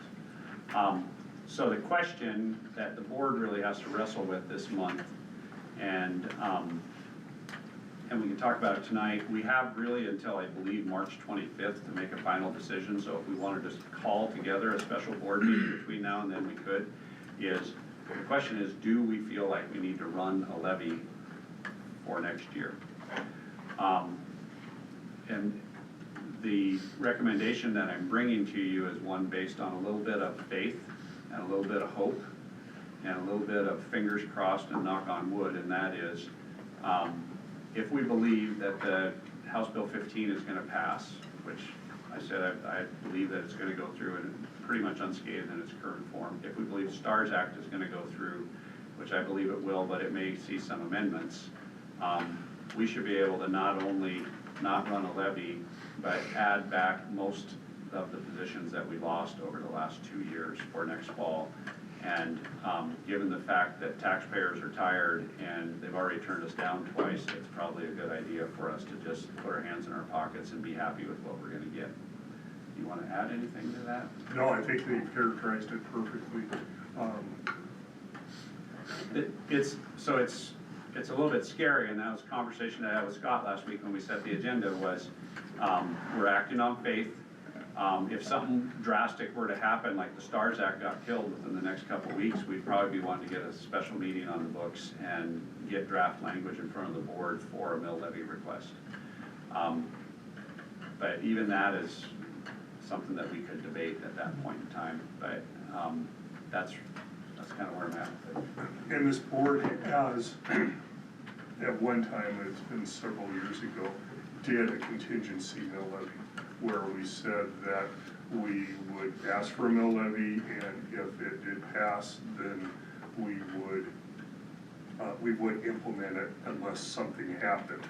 And that something did happen on the legislature side, and as a result of that, we did not, even though it did pass, we stated that we're not going to shift that over, enforce it. And because that was what the premise was on it. So that, there's precedents set that we can do that. But at this point in time, it would be up to this board on whether or not they want to do something like that, or if we just take a leap of faith, like Dan called it, and just say that, you know, we have a reasonable expectation that these bills will pass, they will provide us with the necessary funding that we need, and then do we really want to have a mill levy vote this year? And I'm leaving that up to the trustees. If only the 3% legislation passes and the STARS Act doesn't pass, what is that? That puts us at being able to meet our obligations for next year without building back any of the cut positions. And could we operate? Yeah, we're operating right now. The challenges that we're gonna have are gonna especially be felt at the high school, which is gonna see an enrollment increase next year of 60 students. Because of a very large 8th grade class and an average sized middle or graduating class that's gonna graduate. So they're just gonna see a bump in the freshman enrollment. And so, but those aren't students new to the district, so there's, you know, we could theoretically allocate resources between the two buildings if we needed to. And I guess what I'm saying is we could probably get by, but it's gonna be tighter than we've seen even this year. So that's why I'm saying we'll keep pencil to paper and be watching what the session's doing. Because I think we'll have a pretty good feeling out the gate as to where the STARS Act in particular is going. Mark, you had your... Yeah, I just wondered, you know, we got 3 weeks from today, becomes April.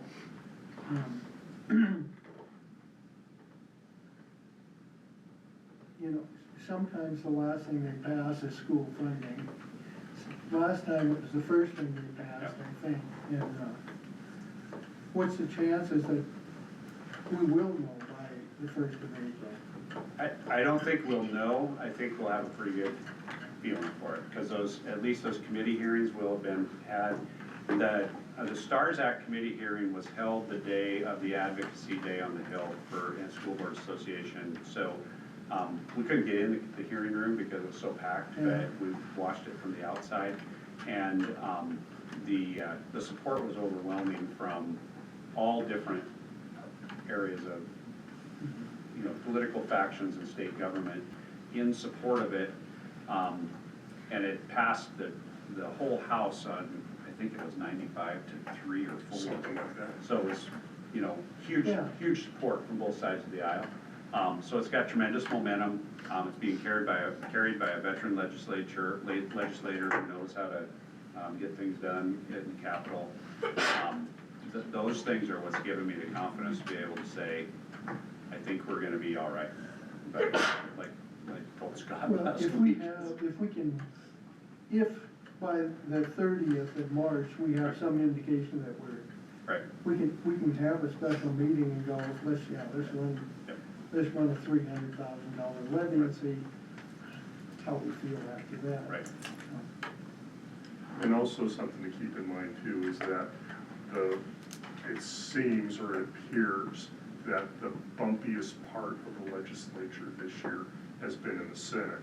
So these bills have not, they've originated in the House, they now have been transmitted into the Senate, so. The Senate's been a little squirrely. Yeah, they've been, and I think it's probably gonna get worse before it gets better. But like Dan said, is that the support has been just phenomenal across it. The governor has said if it hits his desk, he will sign it. So we got the support of the governor, Lou Jones and Dave Beatty even carrying these, and these guys are they're the leaders as far as education and funding goes. So it's anything can happen, and it usually does. But I'm fairly confident that these will. So, looking at this is a naive question, but, are we still getting A and B for the 6th grade 227 kids? We're just not getting the extra? Yes, on A and B, we're not getting the base aid payment. Okay, so if we were to say that we weren't gonna do sixth grade, 2-7 next year, that's not gonna necessarily make a difference in our snapshot for funding? No, in fact, what we gotta do is we gotta focus, so you're gonna have all those sixth graders that are in there move into seventh grade. Right. And then we gotta focus our openings on seventh and eighth grade and prioritize so that we can hit 20 Right. in both fall and spring. And then we get it back the following year. That's how the game works. I guess in my,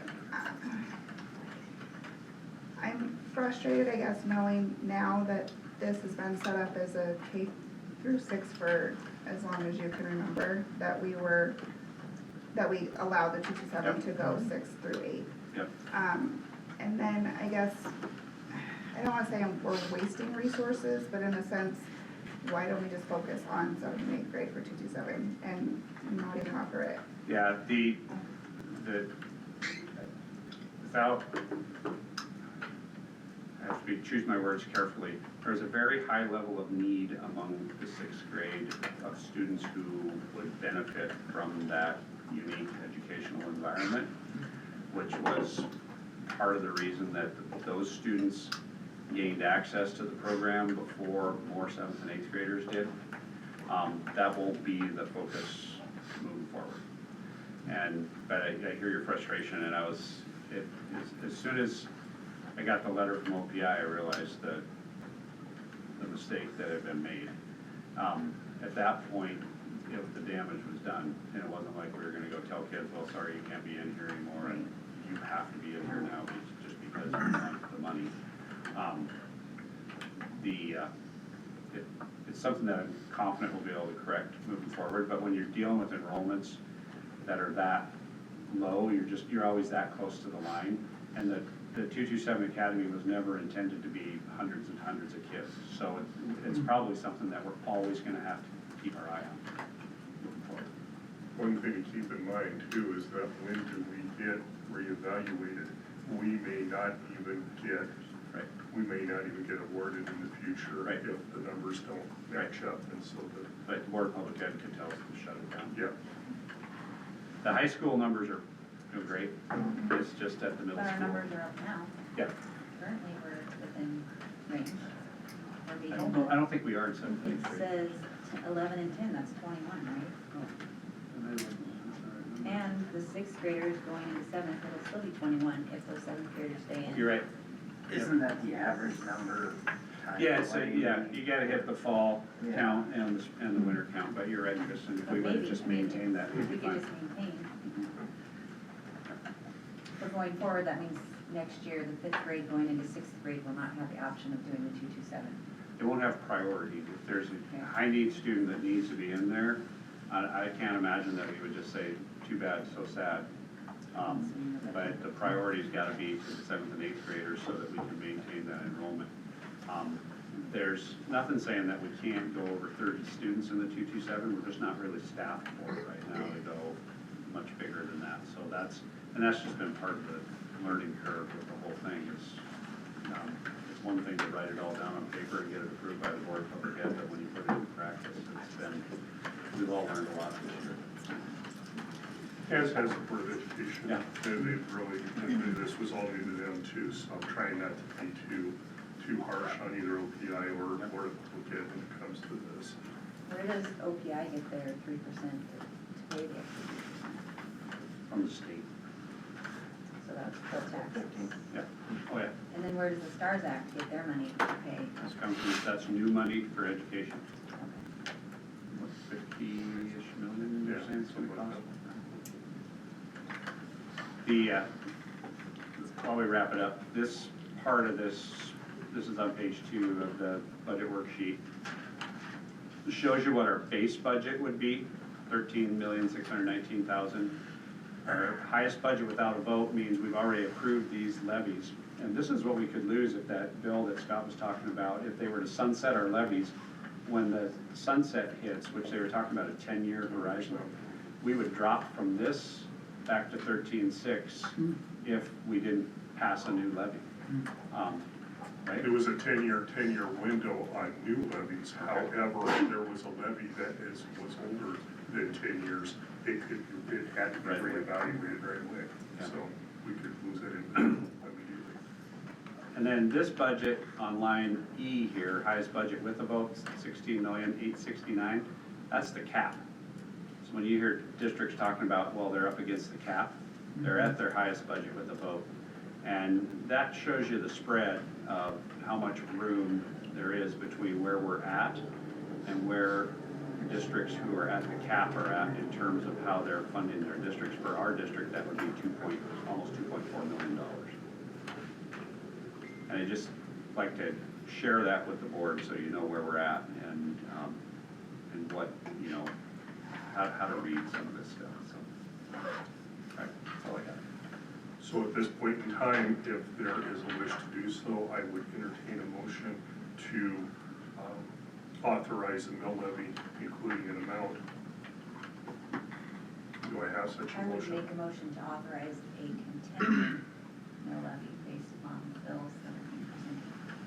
I don't know how that would be worded exactly, but. I think you're pretty close right there. The only thing I would need then is a dollar amount. Oh, I want that.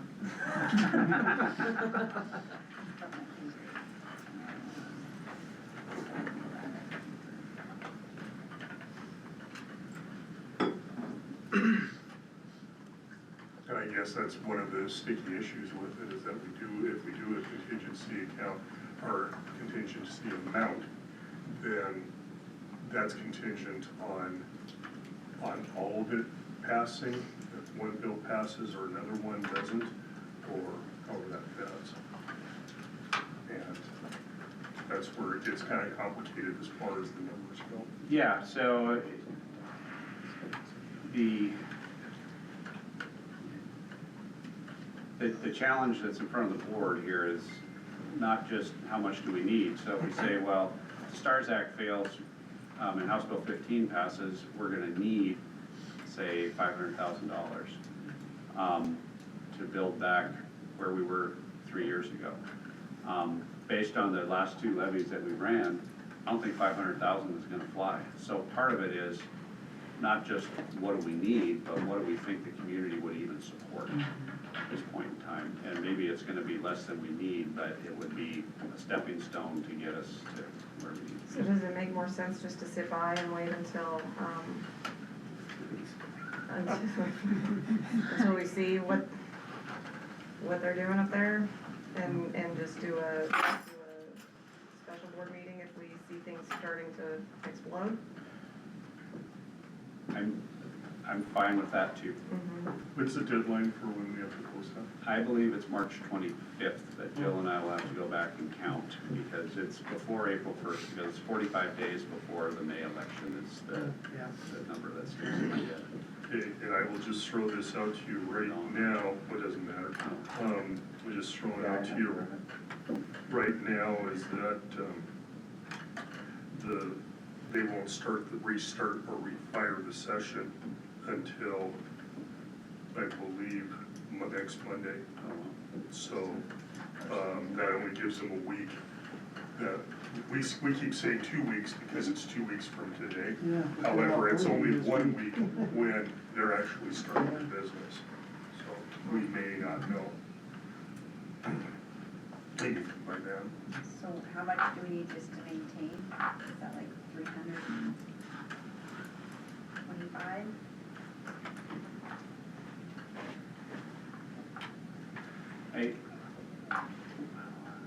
What was our number last year? 387? It wasn't much over 3, if I remember right. 334. Yeah, 330, 340. I mean, I don't know that, if you wanna pass a mill levy, I don't know that it can be over that. I mean, I could justify, just based on what we've cut the last 2 years, I could easily justify somewhere between 450 and 600,000, but I just don't see that moving. And I think it's better to ask for less if you think you can pass it and build on your success than to ask for everything you need at one shot and get cut back to zero. So I guess what I'm saying is I think 300 would be a nice round number. That would probably be more, or the most that I would.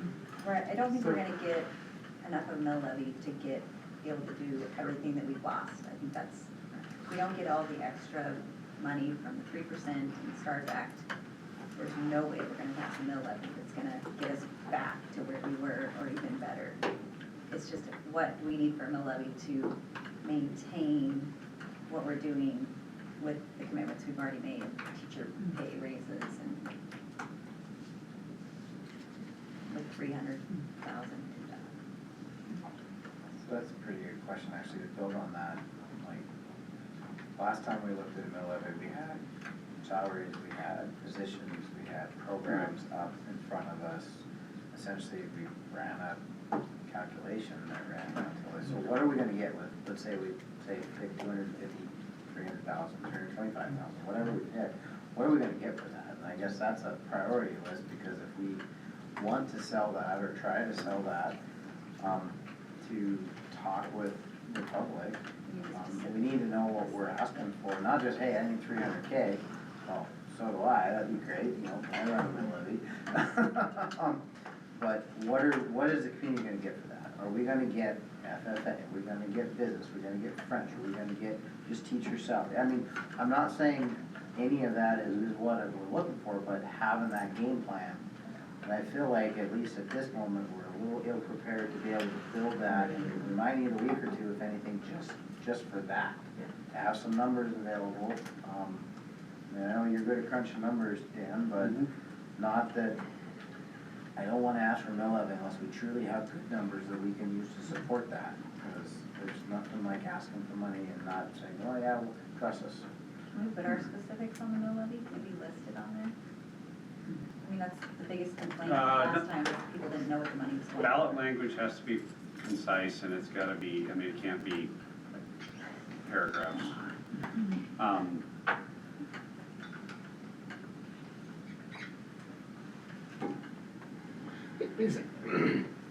mean, I don't think we have time or the momentum to do it. Like, I'll just be honest, I don't think we're best. And I want to terribly. I think we'd be better off spending our time lobbying, which, I mean, or someone would. I just don't, I think Helena, and I think that the climate, the economic climate right now is so unsettled and confusing, and then we're maybe coming at it too late, and I'm not sure there's anything you could say to tell people everything's gonna be great. We might have to do a mill levy for eggs. So, I mean, I'm not trying to be difficult about it, but like, I felt like there was all kinds of effort put into it last time, and I think it's worse now. And I'll throw this in, because I agree with you, Martin.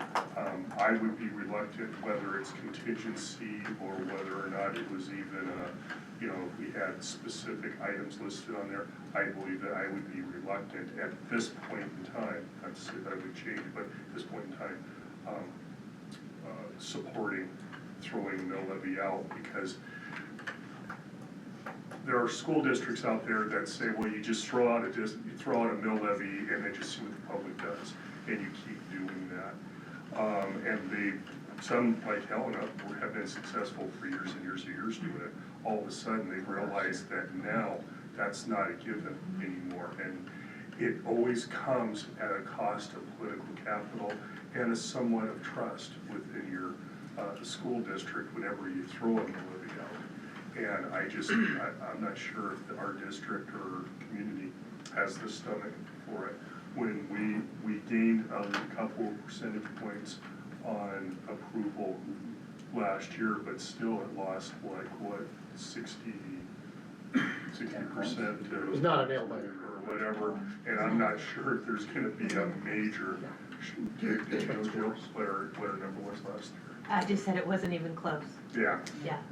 And for us to make up those types of percentages, those types of numbers, including the effort that was done to promote it last year, I just don't see that we're going to be able to gain enough traction to be able to get that over the hill.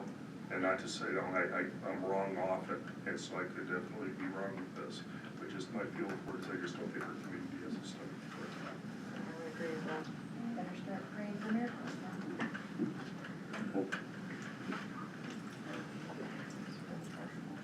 So we have a partial motion, and Tristan, I respect it if you want to move forward with it. No, I don't wanna do it anyways, but Right.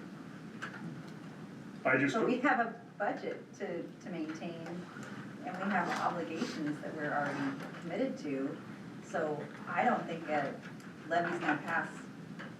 Yeah, I don't think it's gonna pass anyways, but I feel like we have to be prepared for if something else doesn't happen. And how much does it cost us to run a levy? Does it cost the school dispute to pay for the electrical? This election is gonna cost close to $20,000. About 20,000. and it's gonna cost us, Whether we do a levy or not. we have to have a election. an election. Yeah.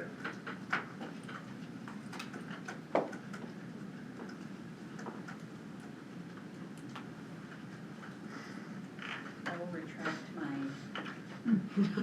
motion. She retracted. You never really actually, Okay, you were good. close, but you didn't actually formally do it, and there was no second.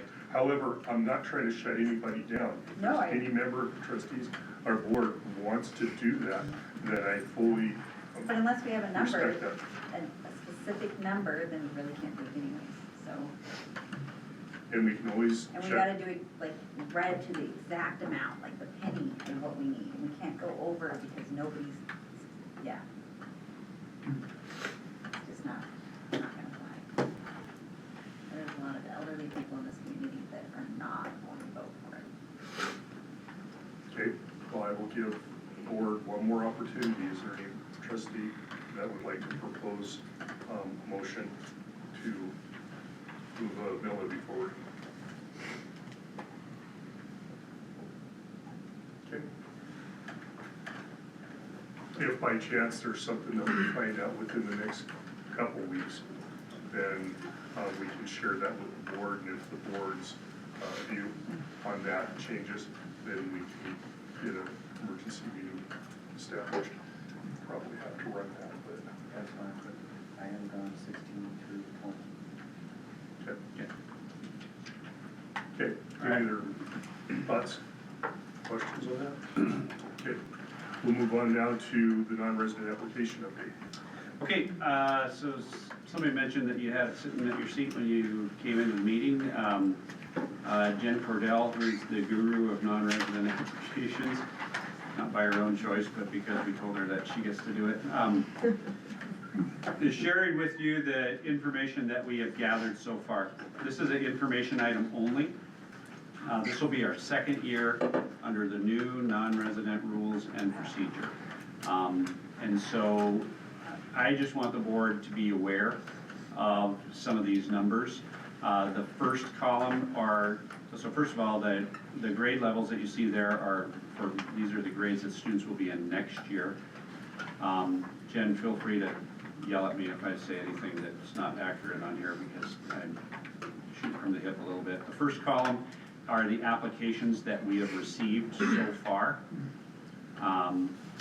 The second column are the students that are enrolled as non-resident students this year, but they have not turned in their application next year. That's 54 families. I was talking with the principals about that this morning. Our application deadline, in case you forgot, is April 15th, so next month.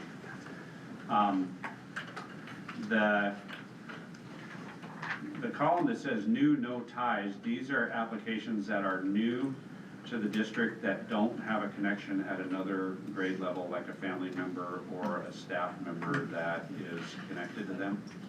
So that would be, and tell me if I'm reading this right, Jen, that would be 25 students over and above what we currently have if all of last year's out-of-district students applied and returned.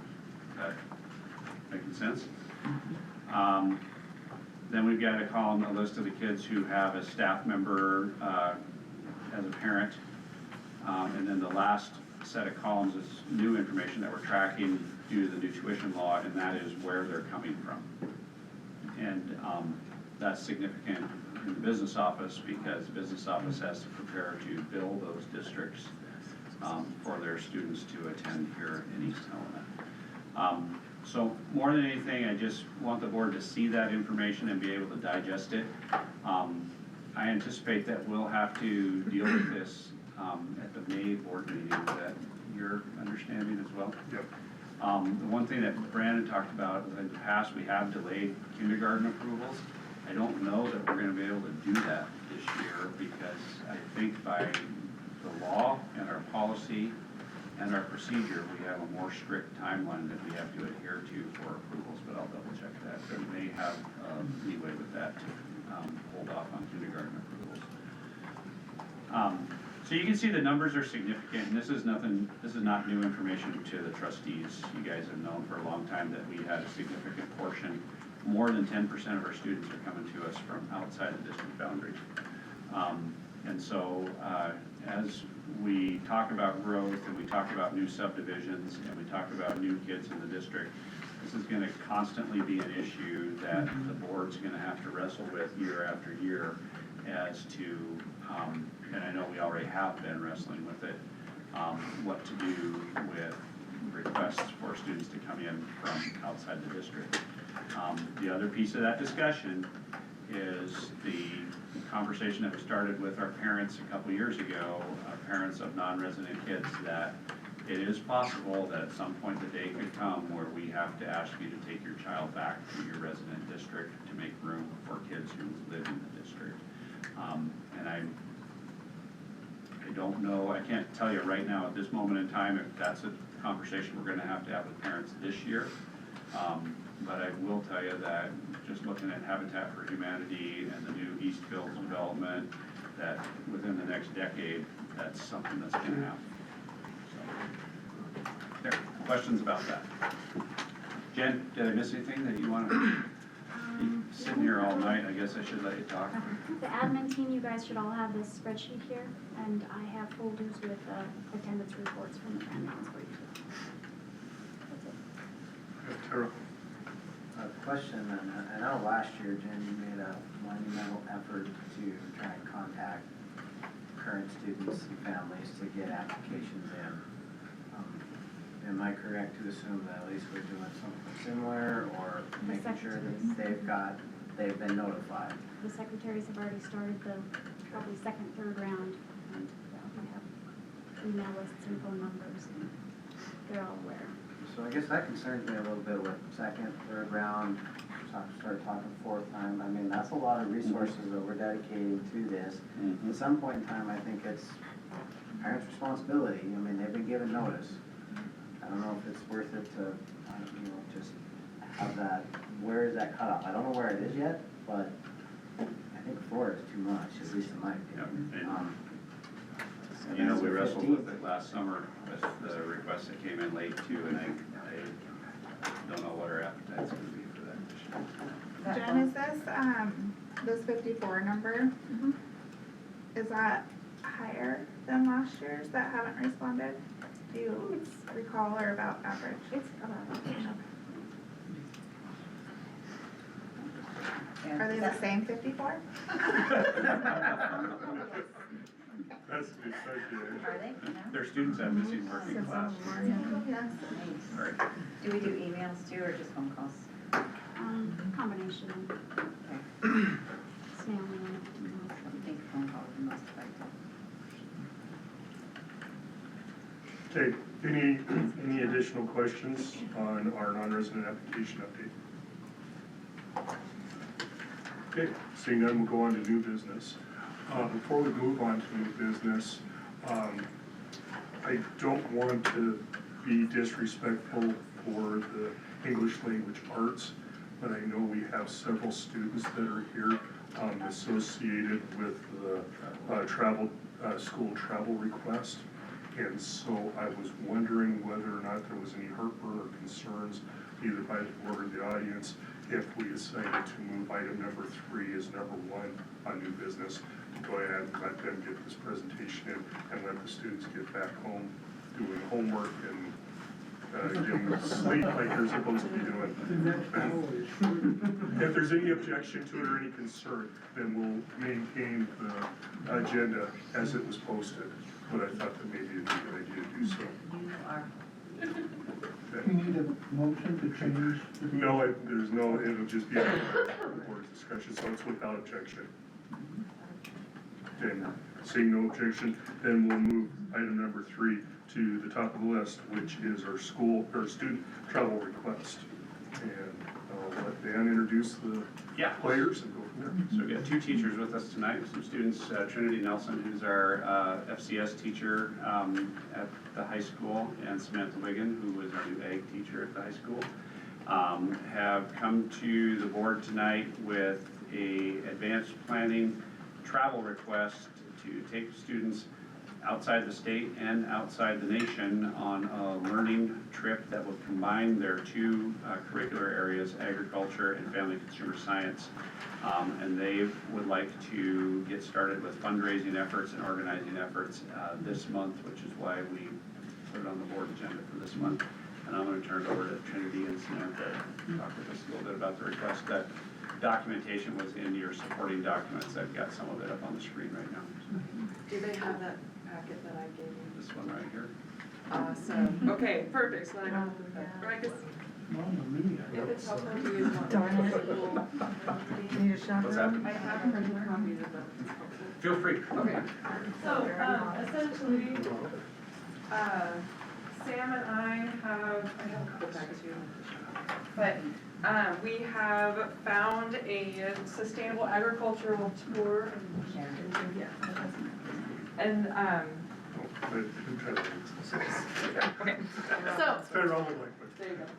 Essentially, I found a sustainable agricultural tour that takes students over to Italy and France through the travel organization EF Tours of Education First. Our high school travel club is also traveling through this organization this summer, and they are launching a bunch of career readiness tours this year. And within that, they have an agriculture and culinary focus. And so this tour takes our students through kind of a immersive hands-on experience to different food production facilities. We'll go to like a cattle farm and fruit production and do kind of see that farm to table process in Italy. There's cooking classes that we have. We'll mill flour. Just like a bunch of different hands-on experiences for both agriculture and culinary arts. It's a 7-day, it's a 9-day total trip, 2 days of travel, 7 days in Italy, leaving from France. We're hoping to do this next spring break, if at all possible. And essentially through the packet and the digital version of it, there is all of the learning objectives, administration, perspective of what it would look like taking these students on this trip. I also included a sheet of standards that align agriculture and SCS to the sustainable farming practice objectives of the trip. And then I also threw in a letter of support from one of the parents that I talked to, Tammy Dom, and a couple of students that are also here with us tonight in support of the trip. How many students do you think are wanting to go? I'm hoping to have at least 12 with a cap of 18.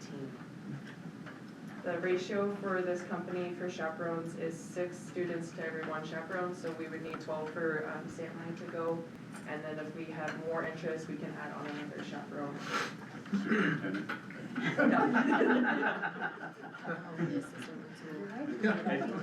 I do want you guys to know that we were discussing this with the administrative team this morning, and Principal Sommerfeld did point out that there is sustainable farming going on up near his hometown in Fairfield, Montana.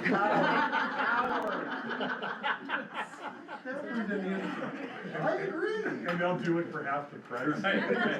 Hey, go to Golden Triangle. I know, I've been to the Golden Triangle. Oh, you could go to Dutton, I mean, it's unbelievable. Oh, yeah. Italy sounds much more preferred. Fairfield's great.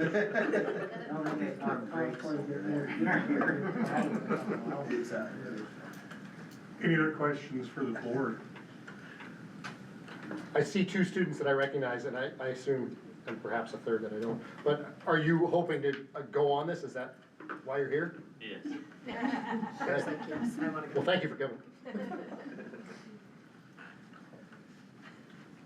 Well, at this time then, it is a requirement that this board authorizes any out-of-state travel, and last I saw, France and Italy are out of state. So, Y'all got your passports, right? You might wanna get your passport started, it'll Yeah. take a while. so I would entertain a motion to approve the presented travel request. Just giving permission, we're not paying for it, right? Right. Okay. I'll make a motion to approve the student travel process presented. Okay, we have a motion, do I have a second? Second. Second from Marcia. Questions or comments from the board? Questions or comments from the public?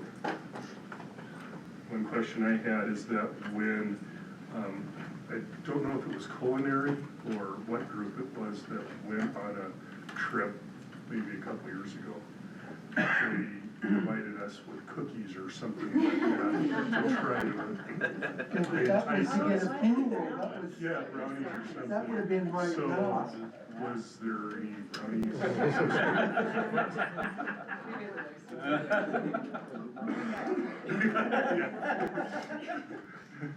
They have the highest ethical standards in agriculture and culinary arts. They didn't want to influence your decision. Seeing no questions or additional comments, I will call the question. All those in favor of the motion, please signify by saying aye. Aye. All those opposed by saying no. Motion carries. Good luck fundraising and have a good time. Congratulations. How much is this going to cost per head? The exact numbers in your Yeah, it was something. 47. 3,700? 55.19 for adults and 47.89 for students. And if we, That must not be deep enough. You're not, no, you got, well, I. Do it now, it'll get more expensive. Yeah. Go for it. Okay, if you so choose, you are allowed to excuse. Thank you, guys. Thank you. Thanks, guys. Yeah, yeah. We'll now revert back to the original new business item number 1, which is our English language curriculum revision and adoption. Can I ask one question related to the school resident application? Oh, we blasted past that. I know, just one thing. Yes. So in relationship to calling all of those families just to CYA, for us, are we making notes of that we made contact with a certain person at this day, at this time? And do we leave a message, or, As we get closer, I do. okay, perfect, just so we have some sort of like feedback to say, well-informed, well-notified. I'm on it. That's all I have. Sorry for the moment. Okay. So, going back, curriculum revision and adoption. Dan. So the English Language Arts Curriculum Revision Committee has been meeting since last spring, preparing for our adoption cycle. Just a reminder that we are on a 5-year adoption cycle, as we are asked to be by the Office of Public Instruction for all of our content and curriculum. That means that we review the standards, compare the current curriculum document to any changes in state and national standards for that content area. And this is a group of teachers and instructional coaches who do the heavy lifting on this to align what we're doing in our classrooms with what the expectations are at the state and national level. So this year, our adoption cycle is for English language arts. And there's 2 pieces of this. The first one will be the board is going to be asked to approve the revised curriculum, which is a content standards document that you see in front of you. That was, it was not in the supporting documents. It was posted separately, and a link was emailed separately about it because of its length. And then if the board sees fit to approve the curriculum document, then we'll talk about instructional materials that are being requested by the staff to support the implementation of that curriculum. So I'm going to turn it over to Brandon and his crew from the ELA committee to talk with us tonight about the process and what's in it. Yeah. Just to echo what you said, I just want to take time to acknowledge some of our folks who put in a lot of work, and the process really does start in the spring. So like next year, we'll be looking at math, and that group will be meeting here fairly soon. So if you guys don't mind, we'll just do some quick introductions. We'll start with. It's not me, sorry. I'm Shayna Dox, I'm the instructional coach K2, K2. I'm Jana Nygaard, I'm the instructional coach, and I'm in 612. Hi, I'm Katie Vanderzanden, and I teach 9th grade and 10th grade English. And I'm John Moore, and I teach a lot of Englishes, too many lists maybe. Is English is the plural? I teach English, I can make words up.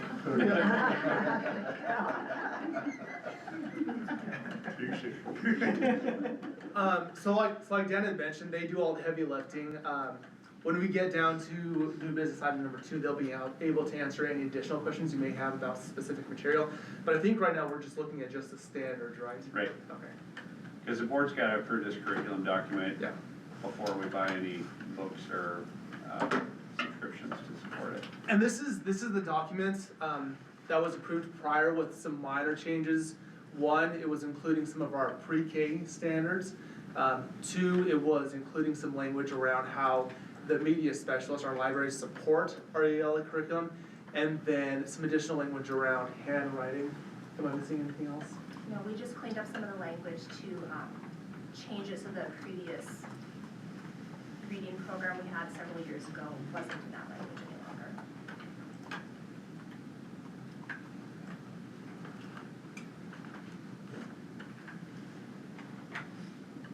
There weren't really any fundamental shifts at the state or national level in regards to reading standards though, since the last adoption. No, I'm not certain why, but the pre-K standards that have been included in our document previously were actually based on New York state standards. So we adjusted it to include the Montana early learning standards. Brian, I have a question if we're there. Page 25 of 65, so you get some scrolling, there's some blanks under grade 2 students. Almost there. Yeah.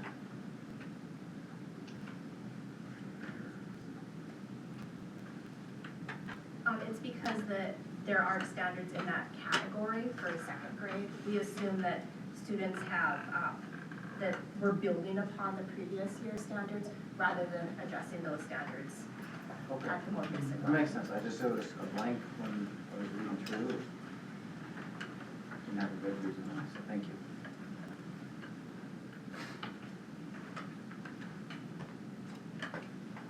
So we are constantly, the schools in general are constantly being hammered on math and English or reading scores on this, based on this curriculum and what you're proposing. Is this something that's gonna be a useful tool in order to help us move those numbers up? And I know you guys can't guarantee that, and I know that you probably are gonna tell me, well, of course, otherwise we would have selected it. But we invest a lot of money in these curriculums. And it's not through any fault at all of this committee. I think a lot of times we get sold a lot of promises from different groups or different vendors, if you will, and then we're just not able to see or realize those benefits that they talk about. So, did you look at that at all, or did you feel confident that this is going to help move that needle? Yeah, there's an additional document, it's the review rubric, and that kind of helps our committee take a look at it from a more objective view.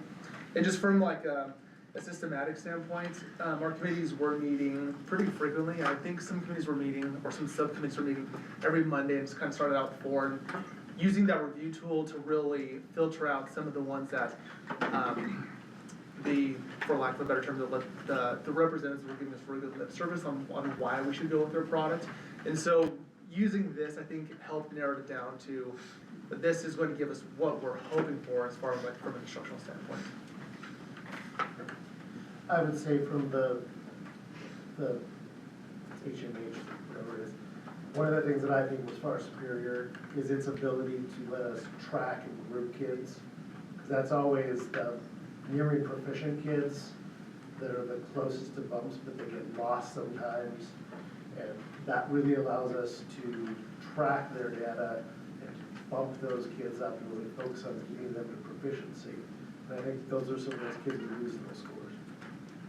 And I think piggybacking off of what John was saying, for people like him and I who have been in the district for a while now, we've been able to use the current curriculum for year after year, and so we've been able to see some of the gaps, and I think that the new curriculum definitely is gonna fill some of those gaps that we've been noticing.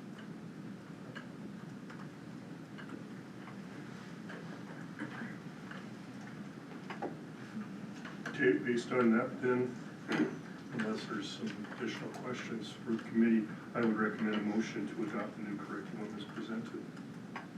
So moved. Got a motion from Tyrell, do I have a second? Second. Second from Stacy. Additional questions or comments from the board? Questions or comments from the public? Saying none. All those in favor of the motion, please signify by saying aye. Aye. All those opposed by saying no. Motion carries. And I want to thank you, committee, for putting in that effort. I know these curriculum committees are just a tedious task. They're very crucial, they're very important, but they are a lot of work and they take a lot of time, so I do appreciate your committee's efforts in moving forward. So now we've got a curriculum established, we now need to figure out a way to purchase the materials that support that curriculum. Yeah. And so that's our next one. So yeah, now we can spend money. And this is a little bit daunting. And the reason is, I'll just tell you, is that going into this, we knew that we had already pre-purchased our kindergarten through 5th grade program 3 years ago, when we still had ESSER money sitting around. And in that adoption, because of the transition that we made, which was off cycle, we adopted it not just up till now, but for the next 5 years. So we don't have to pay for kindergarten through 5th grade materials now because we did out of federal money a few years ago. So the numbers that you see in front of you are to support our preschool instruction at $13,006, if I'm reading that right. My eyes aren't that great.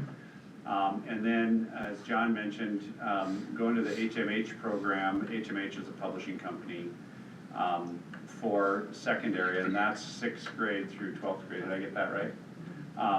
So all 6th grade through 12th graders will be in this HMH program. The novels that we're purchasing are supplementary, and it includes an expenditure to support Indian Education for All. You'll see the Native American titles in there. And then the IXL program is an assessment program that helps us measure progress of the kids as they move through the system. Did I just say that right? That's IXL. And we use IXL for math, but this portion will just be for the reading renewal for 5 years. And it brings us to a total expenditure request right now of $315,300. $315,300.17. The details of that breakdown are in the supporting documents. They're all these pages. I don't know if you had a chance to look through them or if you have questions about them. The cautionary tale here is this is basically half the materials that we need to teach all the kids in the district. And our line item budget for this area is a little under $300,000. So we are having, Jill and I have raised eyebrows looking at that, saying we've got to beef up what we're budgeting for our adoption. And I always like to refer it back to the olden days when I started teaching. My first year teaching, we were using textbooks that were probably 10 or 12 years old. The district hadn't upgraded or replaced them because they didn't have budget for it, couldn't afford it. And so we just kept using the same old books. And to a certain degree in literature, you know, Shakespeare hasn't changed that much in the last 400 years, so you can still use your old copies of that. But now, in the age of technology and all the wonderful gifts that it's given us, most of our curriculums are subscription service, and we subscribe per student to these companies to have access to their materials, and we don't have hard copy print materials anymore. So when 5 years comes up and that subscription expires, if we don't renew it or buy something new, we don't have anything to teach our kids with like we did in the olden days when we had actual books. So that's just something to be aware of. We can meet this request with some other resources that we have in the district outside the curriculum adoption line item. So I don't want you to be intimidated by the dollar figure here. This is what the crew is asking for. They've worked really hard. It supports our preschool and early literacy program and our high school 6-8 and providing us, I guess we are getting hard copies of the novels, so that would be one thing that we actually have. We actually have to go have. Oh, okay. Oh, we're getting books? Yes. Oh, I thought we were buying subscriptions. Oh. We get both, we get both. Oh, okay. It was one of the things that we all wanted is. I love it. Yeah. Yeah, okay. There's some classics on there too. Old Man of the Sea, Right. Wrinkle in Time, Right. The Things That Carried. all in. This curriculum had a lot more options for the contemporary novels. That was a big plus. So brings me to my question, is that I saw what Martin saw and a few others. Everybody's pretty hypersensitive when it comes to English curriculum adoption and the content of these. I did a quick look on the titles and there wasn't anything that seemed like it was oh my gosh, this is gonna cause a big problem, but did you guys see? Besides one of them shows a picture or a diagram on how to build a bomb, which that may or may not become an issue. But other than that, were there any ones that? Tom Robbins just died, he had put that. Wasn't it still like? But if there was any thing that was associated or any. It's not to say that that causes a problem, it's Right. just No, that no. it's always good to know this ahead of time. Yeah, no, that's fine. No, I appreciate the opportunity to talk about it because one of the things with HMH, that's a national publishing company. But to better meet the needs of our particular state and the IDFA standards, it is really important that we look at what the OPI is producing here in Montana as far as resources for how we can reach those students and further their understanding of the Native American population here. And with that, when Mike Jetty came and he did a IDFA training, he proposed a couple different books and titles, and they have quite a few different resources at the state that we are able to use with those materials. So there were a couple books that are on the outside of HMH curriculum that we're adding in to help meet and better meet our needs for our students in those standards for IDFA. I saw that, and I thought it was kind of cool. A lot of those books had settings in Montana, and they were talking about things that are here. Yes, and our teachers, we spoke in length about it. Everybody is on board as far as the teachers is, depending on who's teaching what, we pretty much know who's gonna be teaching it, but everybody is gonna be standing behind any questions that are brought up, or if there are any questions brought up, but they feel very secure that what they're doing with these novels and how they're using resources that are given and available through OPI, that it'll be a great opportunity for kids to learn. So I don't see any issue. And if there is, I mean, we can provide alternative content, I'm sure, so it's not, that's not a Yes, problem. there is also letters that, I mean, there are other titles that we've had, The Namesake, Anne Frank was one that qualifies due to the bill that passed 2 years ago concerning human sexuality, so.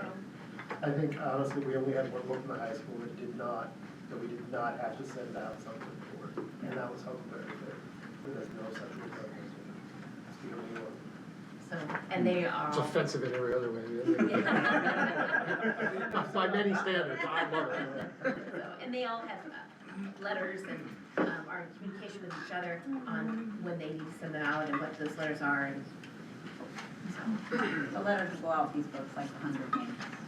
And that's like the movie that. Yeah. Okay. Pretty sure I got that. When my kids were in high school, Yeah. Right.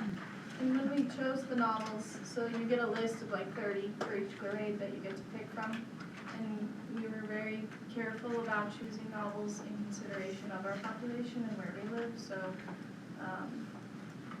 it was definitely something we took some time to hash out and make sure we weren't choosing titles that could be controversial, I suppose, is the best way to put it.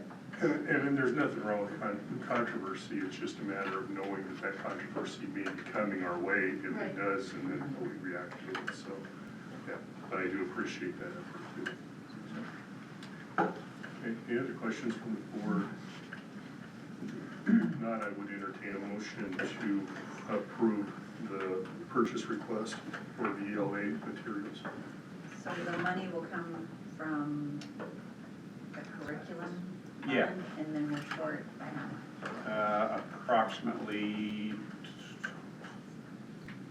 you really put me on the spot. Alright. 30? No, about 45,000 that will come out of some vacancy savings and other funds that Jill and I will identify. Like I said, it's stretching us a little bit to make this purchase, and I was pretty relieved that we didn't have to buy K-5 materials as well this time, so. I mean, the novels are like almost 30. 30,000, so, and I don't really know that you can get them, those are actually like, not hard copy, but They look pretty cheap, didn't they? They are hard copy. Yeah. hard copy, but I There don't know that you are a can get few them that any have a cheaper than different that. type of, outer, I don't know what you call it. Like It's- permabound, but it's a It's not different brand. paperback, but it's a different type of Paperback, so that's hard plastic outside, and some, with some of the tiles that we couldn't get it in permanent. I mean, I guess my only thought would be is, I don't know that you can even get those off Amazon cheaper than maybe if you tried to find like a bulk place someplace else. It's I don't- really difficult, to find them, at a And I decent only say price. that because we're short in our curriculum fund, so how can we try to like Yeah. meet half in the middle? We also did, in the high school, we bought less novels than Yeah. we have, so we talked about how we're gonna communicate to have basically classroom sets in our room, so we only bought 65 of those rather than what we would probably need would be over 100. Yeah, I saw that too. Okay. Yeah, I was gonna ask, you said there was only enough for so I presume you just don't teach the same thing at the same time? right. Yeah. And even if you had 2 teachers teaching at the same time, we have enough for now, so I think we're ordering 65 per title. And so none of us are teaching over 30 sized classes, so you could still teach at the same time. Okay, I just wondered. It's crazy, like, I looked at those, I was like, yeah, they're more expensive on Amazon, so like Fool's Crow or Yeah. Everett White City, I'm surprised. Yeah, we get certain deals sometimes through Mackin, so it's, and they do an extremely good job with the bindings, labeling them for us, they put our, Vigilante logo inside of them, stuff like that, so they do a really nice job. Okay, I'll make a motion to approve the purchase of the curriculum presented. yeah, do I have a second? Second? Second for Marcia. Additional questions or comments from the board? Brooke, does these look good? Looks great. We'll read because you're gone, Yeah. but have you read any of them before? Yes. Okay. Any questions or comments from the public? Seeing none, all those in favor of the motion, please signify by saying aye. Aye. All those opposed by saying no. Motion carries. Thank you. Okay, Good job, you guys. Thank you. thank you. Thank you, guys. Thank you. Thank you. That sounds like an extraordinary job. That's crazy, I can't believe they can teach. How about that, Ralph? It's probably better for a thorough clean this library, don't you?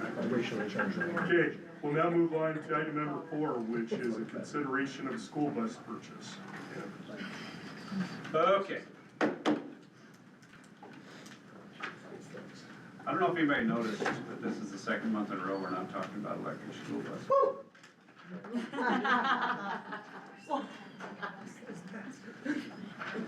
These won't start up and run. Yeah, so, That's true. We have heat in our school bus yet? not our electric bus yet. The thermostat part is still being Try to put a wood shipped. stove in there now. Yeah, wood stove. That would be a my dream come true. School bus with stovepipes sticking out the back. I've seen it done. Yeah, I know. I always threaten my wife. She's like, we should get a new camper. I'm like, I got a plan. We'll talk to Mark after we start the last right? So, while we've been messing around with electric bus grants, which we're pretty much, like I said, done talking about that at this point, I really believe, and I haven't heard anything in the last 6 weeks about the EPA grant rebates for electric buses. Ours expired, as you know. I haven't heard anything from Lion Energy, or Lion Bus about coming out of bankruptcy, reorganized.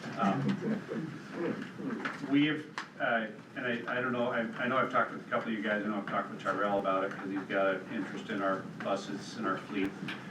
We haven't purchased a new school bus in over 2 years now. And so we're off our, a little bit behind our cycle in adoption. And so I asked, so Nick's been kind of talking to me about it, wants to get moving on a purchase. And because we're 6 months to a year out from delivery if we place an order today, even on diesels. And the conversation that we've been having is, there have been a couple different prongs to it. One is the last used bus we bought was that International that I think is running, I think it's on Route 7, Carl drives it. That's been a great bus.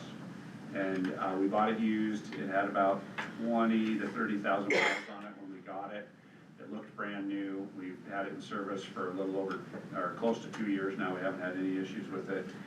It's not a diesel pusher style bus, it's a front engine style, kind of old school style standard bus. Pretty straightforward. It was not super expensive and it's been super reliable. For a lot of years, our main bus purchase in the district were these Bluebird diesel pushers that you see running around. They have a slightly higher capacity. One of the things that we really like about them is the underbelly luggage storage that's passed through from one side to the other, because the drivetrain's in the back, you can have pass-through storage underneath it. And one of the things that we've been running up against with our activities buses is sometimes they're broken down. And then we have to send a yellow bus out to take the kids to where they need to go.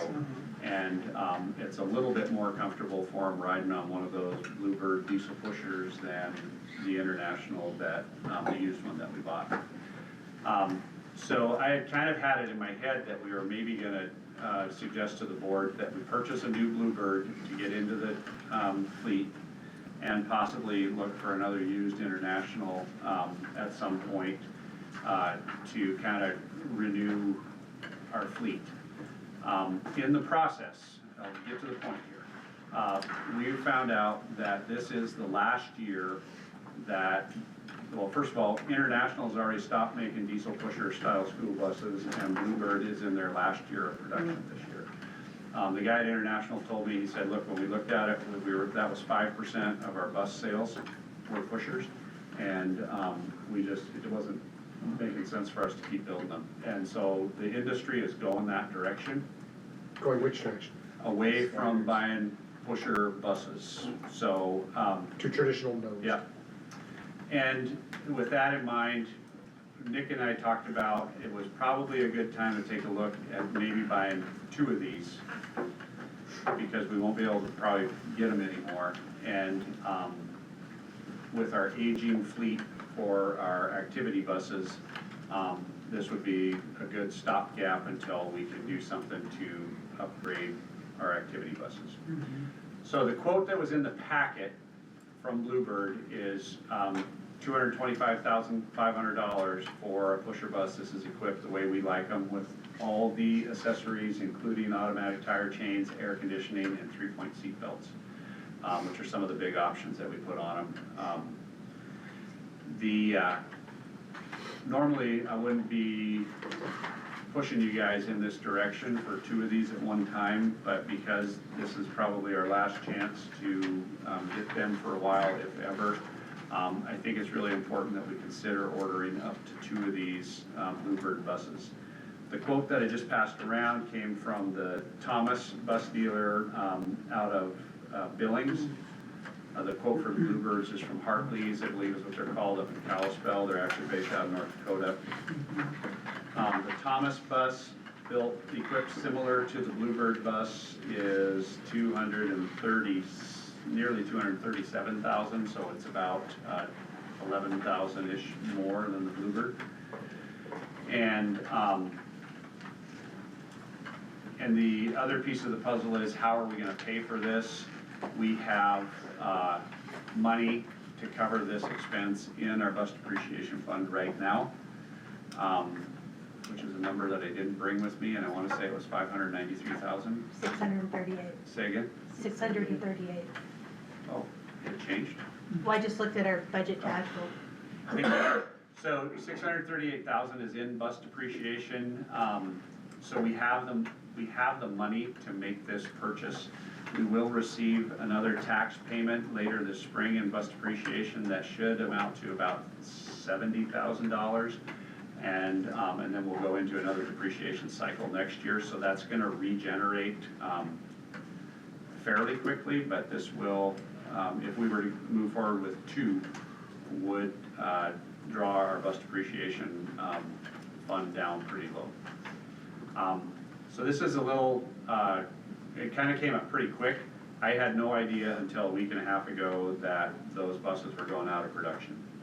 And I'm not sold on diesel pusher buses as like the end-all be-all for types of buses. We've had good luck with them. They do have their issues. They are nice for over-the-road travel for activity trips because of the storage and because the engine noise is in the back of the bus, which just makes it a little more comfortable. What's that? Yeah, and that's why the drivers like them, is they have better traction because of the fuel tanks in front of the rear axle and the engines behind the rear axle, and it helps them on ice and snow. Couldn't get a twofer, buy one, get one. I'm a wheeler and a Like, dealer. you guys wanna get rid of these, right? Yeah, No, you can do that with the electric Darn bus. it. yeah. You can buy one, get one free. Give them Buy the one, free. get one, half empty. Dan, it was actually 625,000. Okay, thank you. You're welcome. I thought I put Tony's email in here. It's in there. Okay. And because we're not buying these with a grant, we would not have to get rid of a bus. Nope. We might get rid of a bus because we have one, but we might also hold on to that in case we do get another grant. And that's something that Scott and I talked about. So right now, there's not really any clean diesel style grants like we've benefited from in the past. The one avenue that might still be available at some point in the future is propane. And that's what a lot of districts are going to. The problem with propane for a bus that you think you might use as a activity trip bus is it's gonna be hard to fuel it at 11 o'clock at night in Billings when you need to get turned around and come back home. So a diesel, you pull up the pump, fill it, and you roll. So we're looking at these will be equipped to be, and they're legal route buses. But we may end up having to use them as activity buses too, and that's why we're ordering them with the accessories on them, like the air conditioning, like the extra storage, so that they can serve us in that capacity. They're also really good for like our over-the-road field trips, like when we take kids to Museum of the Rockies, the Mining Museum. Wrestlers don't need air conditioning, because they're trying to lose weight. They need heat and they don't have heat.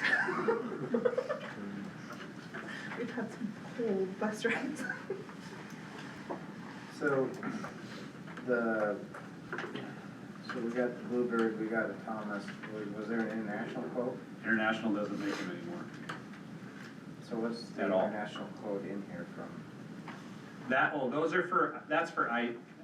for a traditional style, that's an IC, that's like the used one that we bought.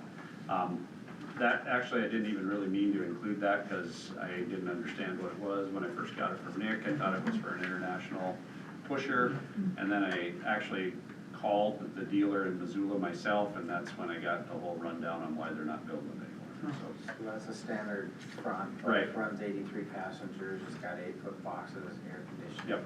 I mean, it's equipped essentially like pushers. It is. It's just conventional and it's, The storage is less because it's not pass-through, so you just have a box that's about 2 feet deep instead of one that goes all the way through the bus.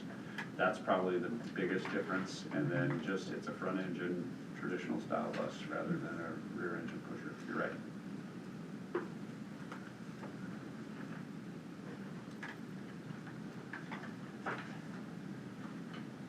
Making sure questions answered. yeah, I was just thinking budget wise and what our needs are.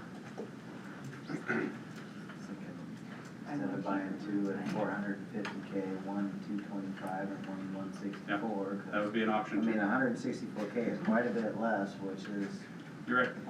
you know, maybe even opens us up for a purchase next year. Yep. You know, to get back on that cycle. You're right. And if you're getting 83 passengers, I think the Bluebird was not 83 passengers. Yeah, I think it was 81 or 80. 78, I believe, Is or it? something like that. It was less.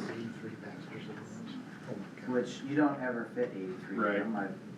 I know, I've driven them before. Oh, It's just 83 that'd be a passenger lot. buses, not 83 That'd be a lot. passengers. 83 kindergartners? Yeah, they're 83 kindergartners. Three Three seat. people in the driver's seat. Right. Yeah. So on your activity buses, which ones are normally in the shop the most or out of commission? Like I know the Google bus, right? All of them? So that's where you're looking at the two other ones is to kind of. have Yeah, that you kind of know, activity. so one of the Van Hools, I wanna say it was not the Google bus, ended up in the shop with so the suspension went bad, it had, one of the airbags was deflated, and it rides on air ride suspension. So that bus itself is over 15 years old, so those are parts that are just starting to wear out. And it was a 2-week lead time to get the part here, and then it had to be installed, and that was right at the end of February, and that was one of the times that we hit a pretty big snafu with activity buses. And so buying these two buses, whether we get 2 Bluebirds or a Bluebird and an International, will give us some good late model, low mileage resources for when that happens. And like somebody pointed out, these aren't grant buses, so we don't have to take 2 buses out of inventory. We'll still have buses to run our routes, even if we send these out on trips. So there's not really a bad option here. This is a discussion and a decision that we're gonna make together. I'm open to whatever you guys wanna do. We're in a good situation because of the grants that we've had. We've built up that bus depreciation money to where we have money to do something like this. I definitely, before they go out of production, think we ought to pick up at least one more Bluebird pusher. What's the, forgive me, I should probably know this, or at least have an idea, but what's the difference between a relatively new, if not new, activity bus, like MCI, Van Hool? So the last one I got a quote for on a brand new one was 600,000. We can get some late model, coach style buses. Typically they're anywhere, you know, something, so the last Van Hool we bought was 70.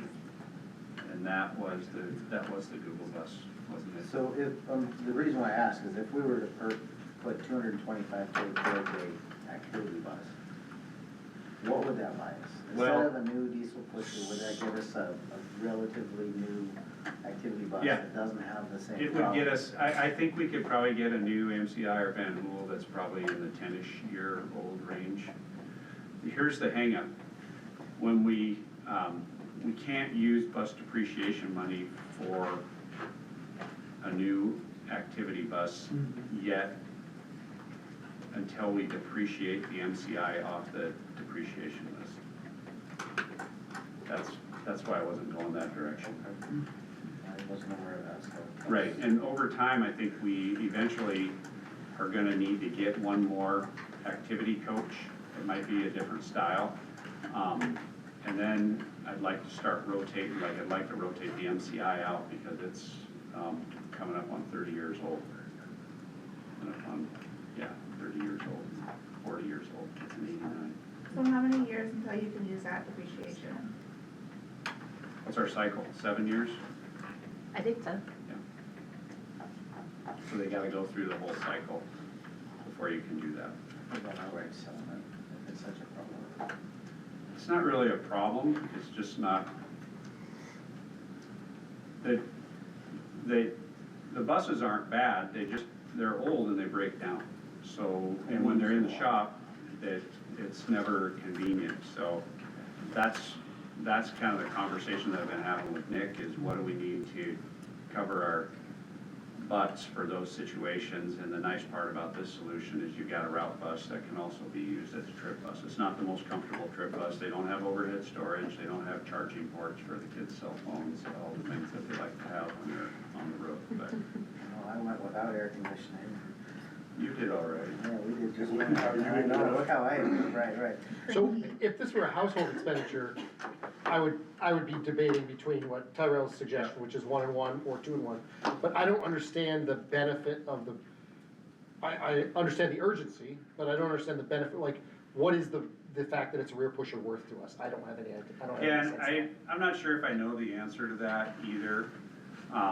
For whatever reason, for years, when Alan was the transportation director, that's all we bought. And like I said, that International that we bought, that used one, that's got it's a front engine bus. It's been such a great bus that I would have no problem getting more of those for route. I don't know that they ride as nice on the highway. I don't know that they do as well on ice and snow. And they definitely don't quite have the storage option that we get with the 3 underbelly storage bays that we. Well, the thing we know for sure is they're better because they're discontinuing. I know. Because anything that's good, yeah, they don't make they it. get discontinued. I just have a hard time. I mean, the difference between 2 conventional buses and 2 pushers is $121,000. I mean, that's almost a third conventional. Yeah. And, if we're looking at overall fleet use, we have a couple of diesel pushers in there that we can use as activities, and maybe they need to be rotated out more Right. on the. Keep their miles down. Keep their miles down so that they can be used. I'm not arguing against getting a diesel pusher, because they are nicer. I've driven both of them. Yeah. I mean, from experience, they both have their pros and cons. That's a significant amount of money when we're talking other stuff. Can you elaborate, Tyrell? Because you have more experience with them than I. So, he's right, the diesel pushers, they ride better, just the overall balance of the bus is better. If you've got chains on them, better traction, so if you're going up Bozeman Hill and stuff. The issues with them is they're a little bit more of a challenge to drive, they're definitely more of a challenge to maintain, because you pack all of that drivetrain into the back end of that thing, and they're not the easiest thing in the world to service. You can get some special parts, whereas the conventional bus has been built for however many years, and they're really simple. I mean, they're very simple. I don't know if they really behave terribly different between the two. One would be is if one's air brake and one's not. An air brake bus, in my opinion, is superior to a hydraulic brake bus, and most of your diesel pushers are hydraulic brakes, or excuse me, air brakes. These are all air brakes. They're all air brakes, Yep. well, so that argument goes away, which means, so I drove school bus in Helena with diesel pushers, they were Internationals, ran around just fine, and then up in Big Sky, I drove conventionals in Big Sky. So, in that kind of country, up and down, and those were Thomases, and like I said, they do pretty good. A good driver will be able to handle both of them. But if you were hopping in and going to Miles City right now, you wouldn't.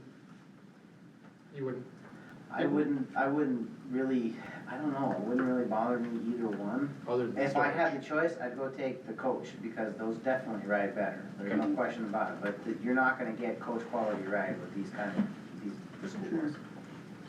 Gotcha. So talking strictly on, we're talking now price, the initial price on this, but as far as maintaining and running them, is there a cost differential between the two? Both in maintenance and in. I would agree with Tyrell that the conventional bus is gonna be easier to take care of. And what about just on the day-to-day cost per mile? No, probably about the same. Yeah, it's probably about the same. Okay. What about outright cost? conventional bus versus? Well, that's this quote. It's about 165 for a conventional bus, you know, versus 225, so you're 60 grand. Yeah, 60 grand less. And they must not be irreplaceable, because in 10 years, you won't be able to have this conversation. Right. What's that? That's what I mean, yeah. It's gonna be immaterial. Are they getting rid of the diesel pusher, or are they getting rid of the flat fronts entirely? Or, you know, so, cause there's still buses out there that have a motor in the front, but they run a flat front. Yeah, I haven't seen many of those in a long time. Cause that's what I think or Helen is running, that's what, for students is, the Thomas buses have front engines. Yeah, that, I don't know the answer to that. Okay. That's immaterial, but. Yeah, I would. So I do like Tyrell's idea, which is like rotate another one of our, the pushers out of the, Or buy one Bluebird and one International, I mean, then you get kind of the best of both worlds, but you're not spending, I don't know, I guess that's what I was referring to. $450K, a lot. That's what I was referring to. It might set you up to get one of them MCI, or not an MCI, but a Van Hool or something in the next 2. Would we need a unanimous vote to to employ Tyrell as a school bus driver?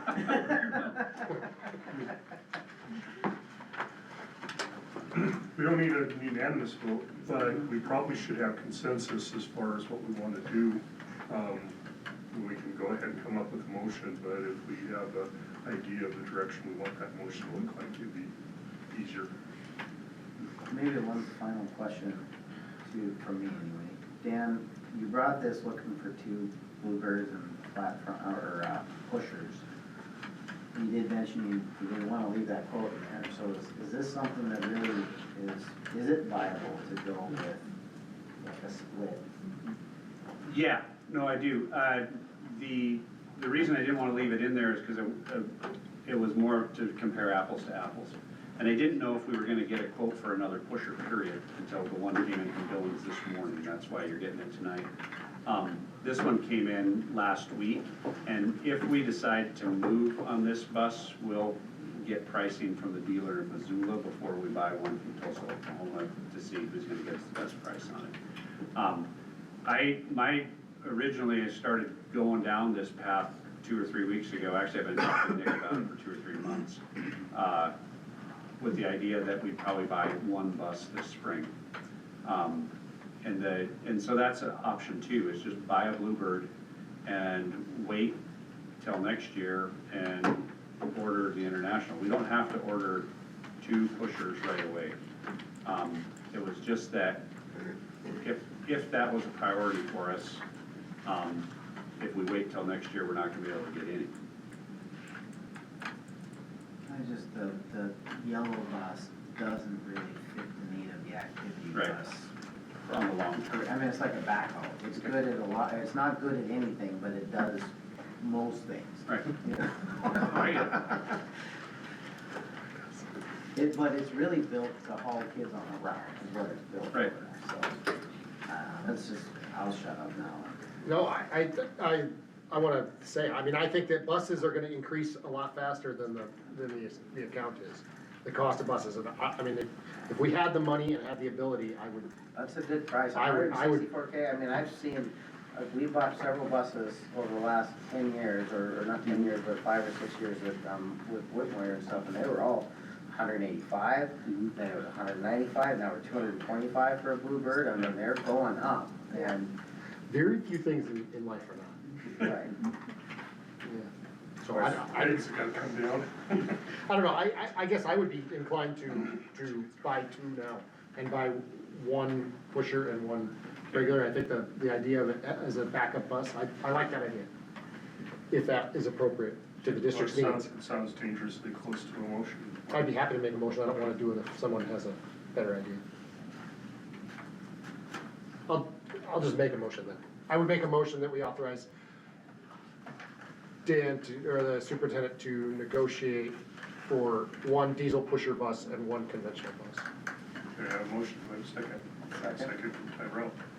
Additional questions or comments from the board? On the traditional bus, it says cameras, is that an additional 5,000? That, I will have to clarify, because I think that's on top of the 164. Okay, so. But I also believe on the Bluebird quote, there aren't any cameras that need to be added in, so I have to research that. So prices could change. One camera change.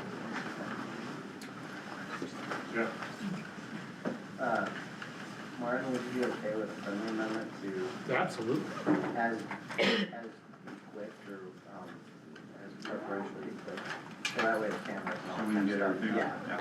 so when you negotiate. As equipped to fit the district's needs.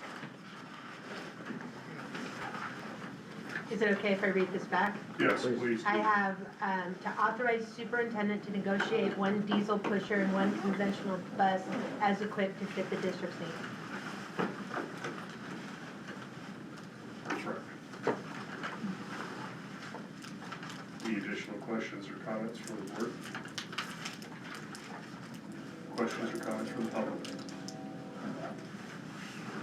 Hearing none, all those in favor of the motion, please signify by saying aye. Aye. All those opposed by saying no. Motion carries. You are hereby authorized. Here we go. You'll wait for a while.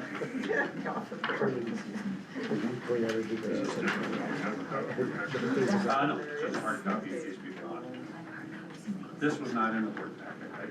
Right. It was came sent as out a Friday. second email.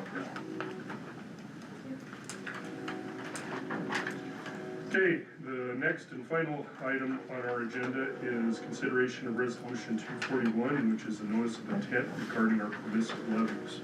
This is required under MCA 20-9-116 that we announce this resolution or this type of resolution for any of the permissive levy changes that we are intending to make. So, All right, yeah. important things to keep in mind about this document. We are not tied into these numbers.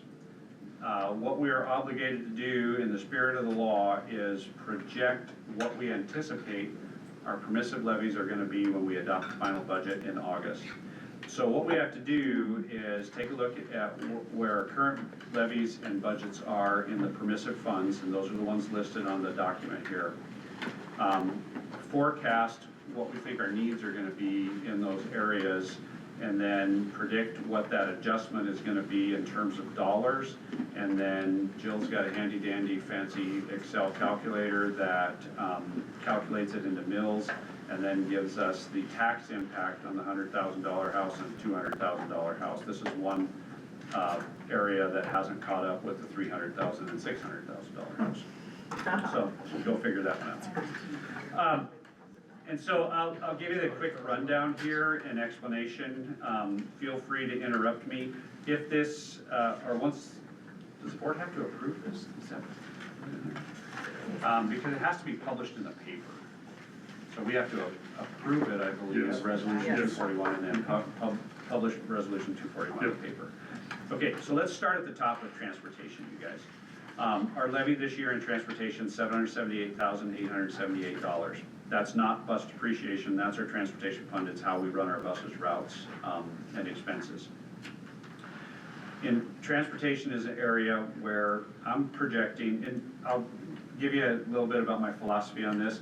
I like to project high and then hope that we come in a little bit lower than that, because basically what we're being obligated to do here is tell taxpayers, hey, get ready, because the trustees are raising your taxes or adjusting your taxes in these areas. So with transportation, we're projecting an increase and a need to increase that levy next year, $111,553 above what it is this year, which will result in 3.41 mills and a $4.60 annual increase on a $100,000 home, which doesn't exist, and a $9.21 increase on a $200,000 home, which also doesn't exist. And you can extrapolate that out for a $300,000, $400,000, $500,000, $600,000 house.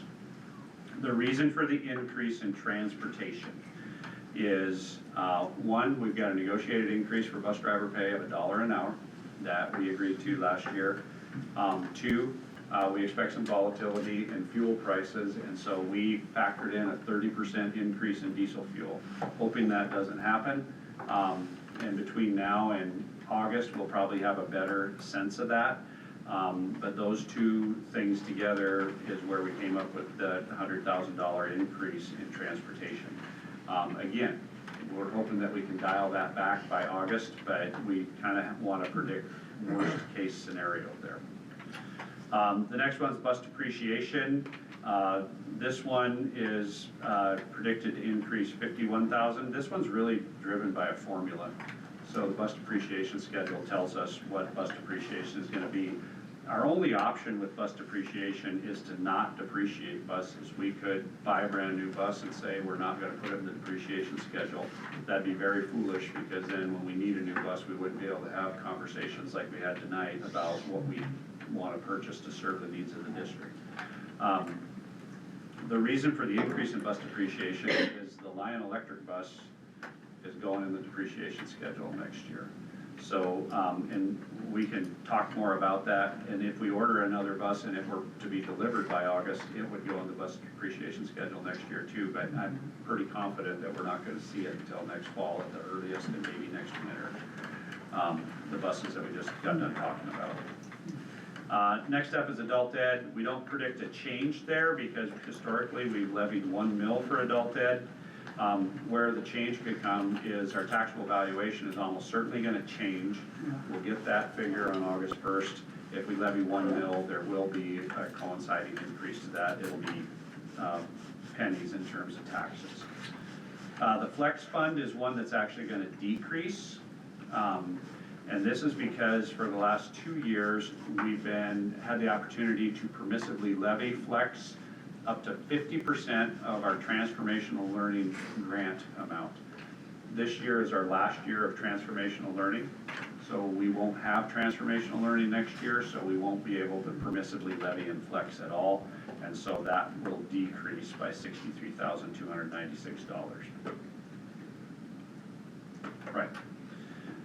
And that's, other than that, that's the only permissive thing you've ever been able to levy in flex, so if you don't have the transformational learning grant, and that's a 4-year grant cycle, so we're just at the end of our grant cycle with it.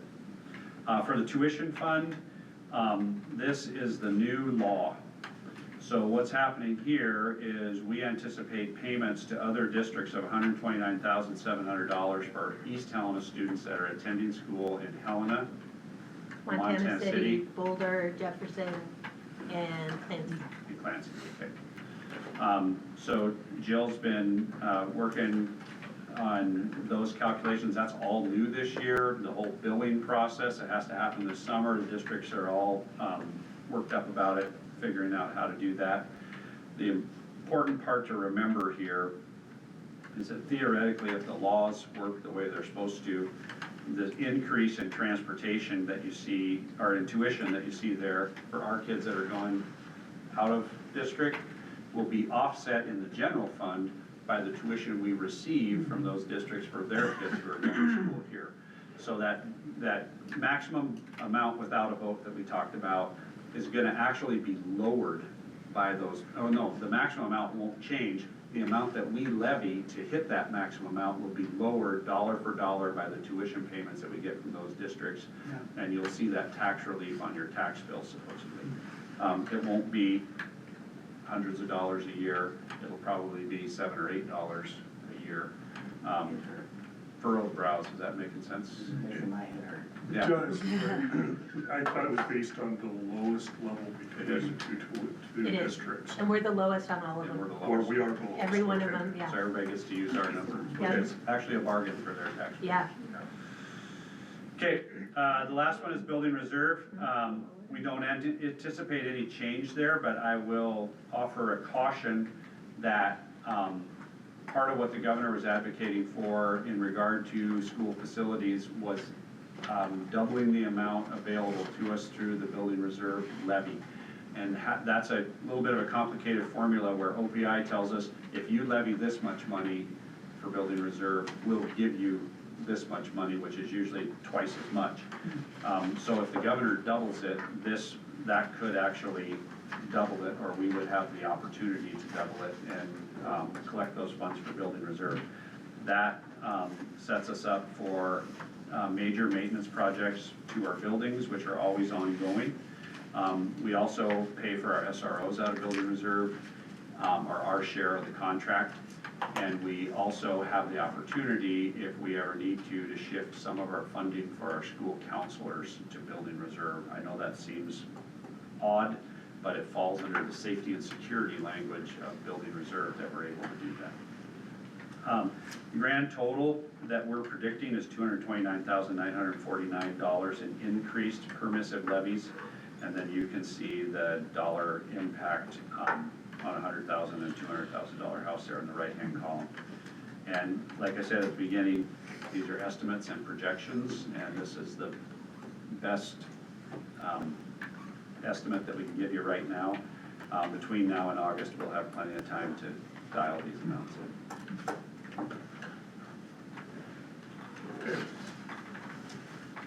So as I said before, this resolution has to be approved by the end of this month, March 31st.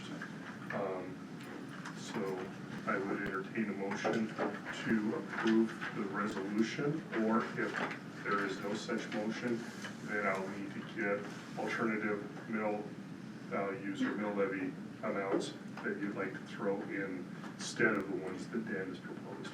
Otherwise, I would entertain a motion to approve the permissive levy and a resolution 251 as presented. Motion by Tyra, I'll have a second. Second. Second from Stacy. Questions or comments from the board? Questions or comments from the public? Seeing none, all those in favor of the motion, please signify by saying aye. Aye. All those opposed by saying no. Motion carries, and you can place that in the newspaper. Awesome. Thank you, guys. And that, ladies and gentlemen, will conclude this evening's meeting of the East Helena School Board. Our next scheduled meeting is April 14th, 5:30 right here at EMS, and I will now call this meeting adjourned. Yeah, it was a typo. Yeah, it's here. We caught that right before we came over here. I think that's two months in a row. Well, I'd be interested to see, I was just trying to see what the, I thought there was gonna be a Helena. No. Levy. I just couldn't keep track of it. Yeah. For 100 million. I think Oh, is it that? For a new high school, apparently. So we're, That's what I just read, I mean, maybe.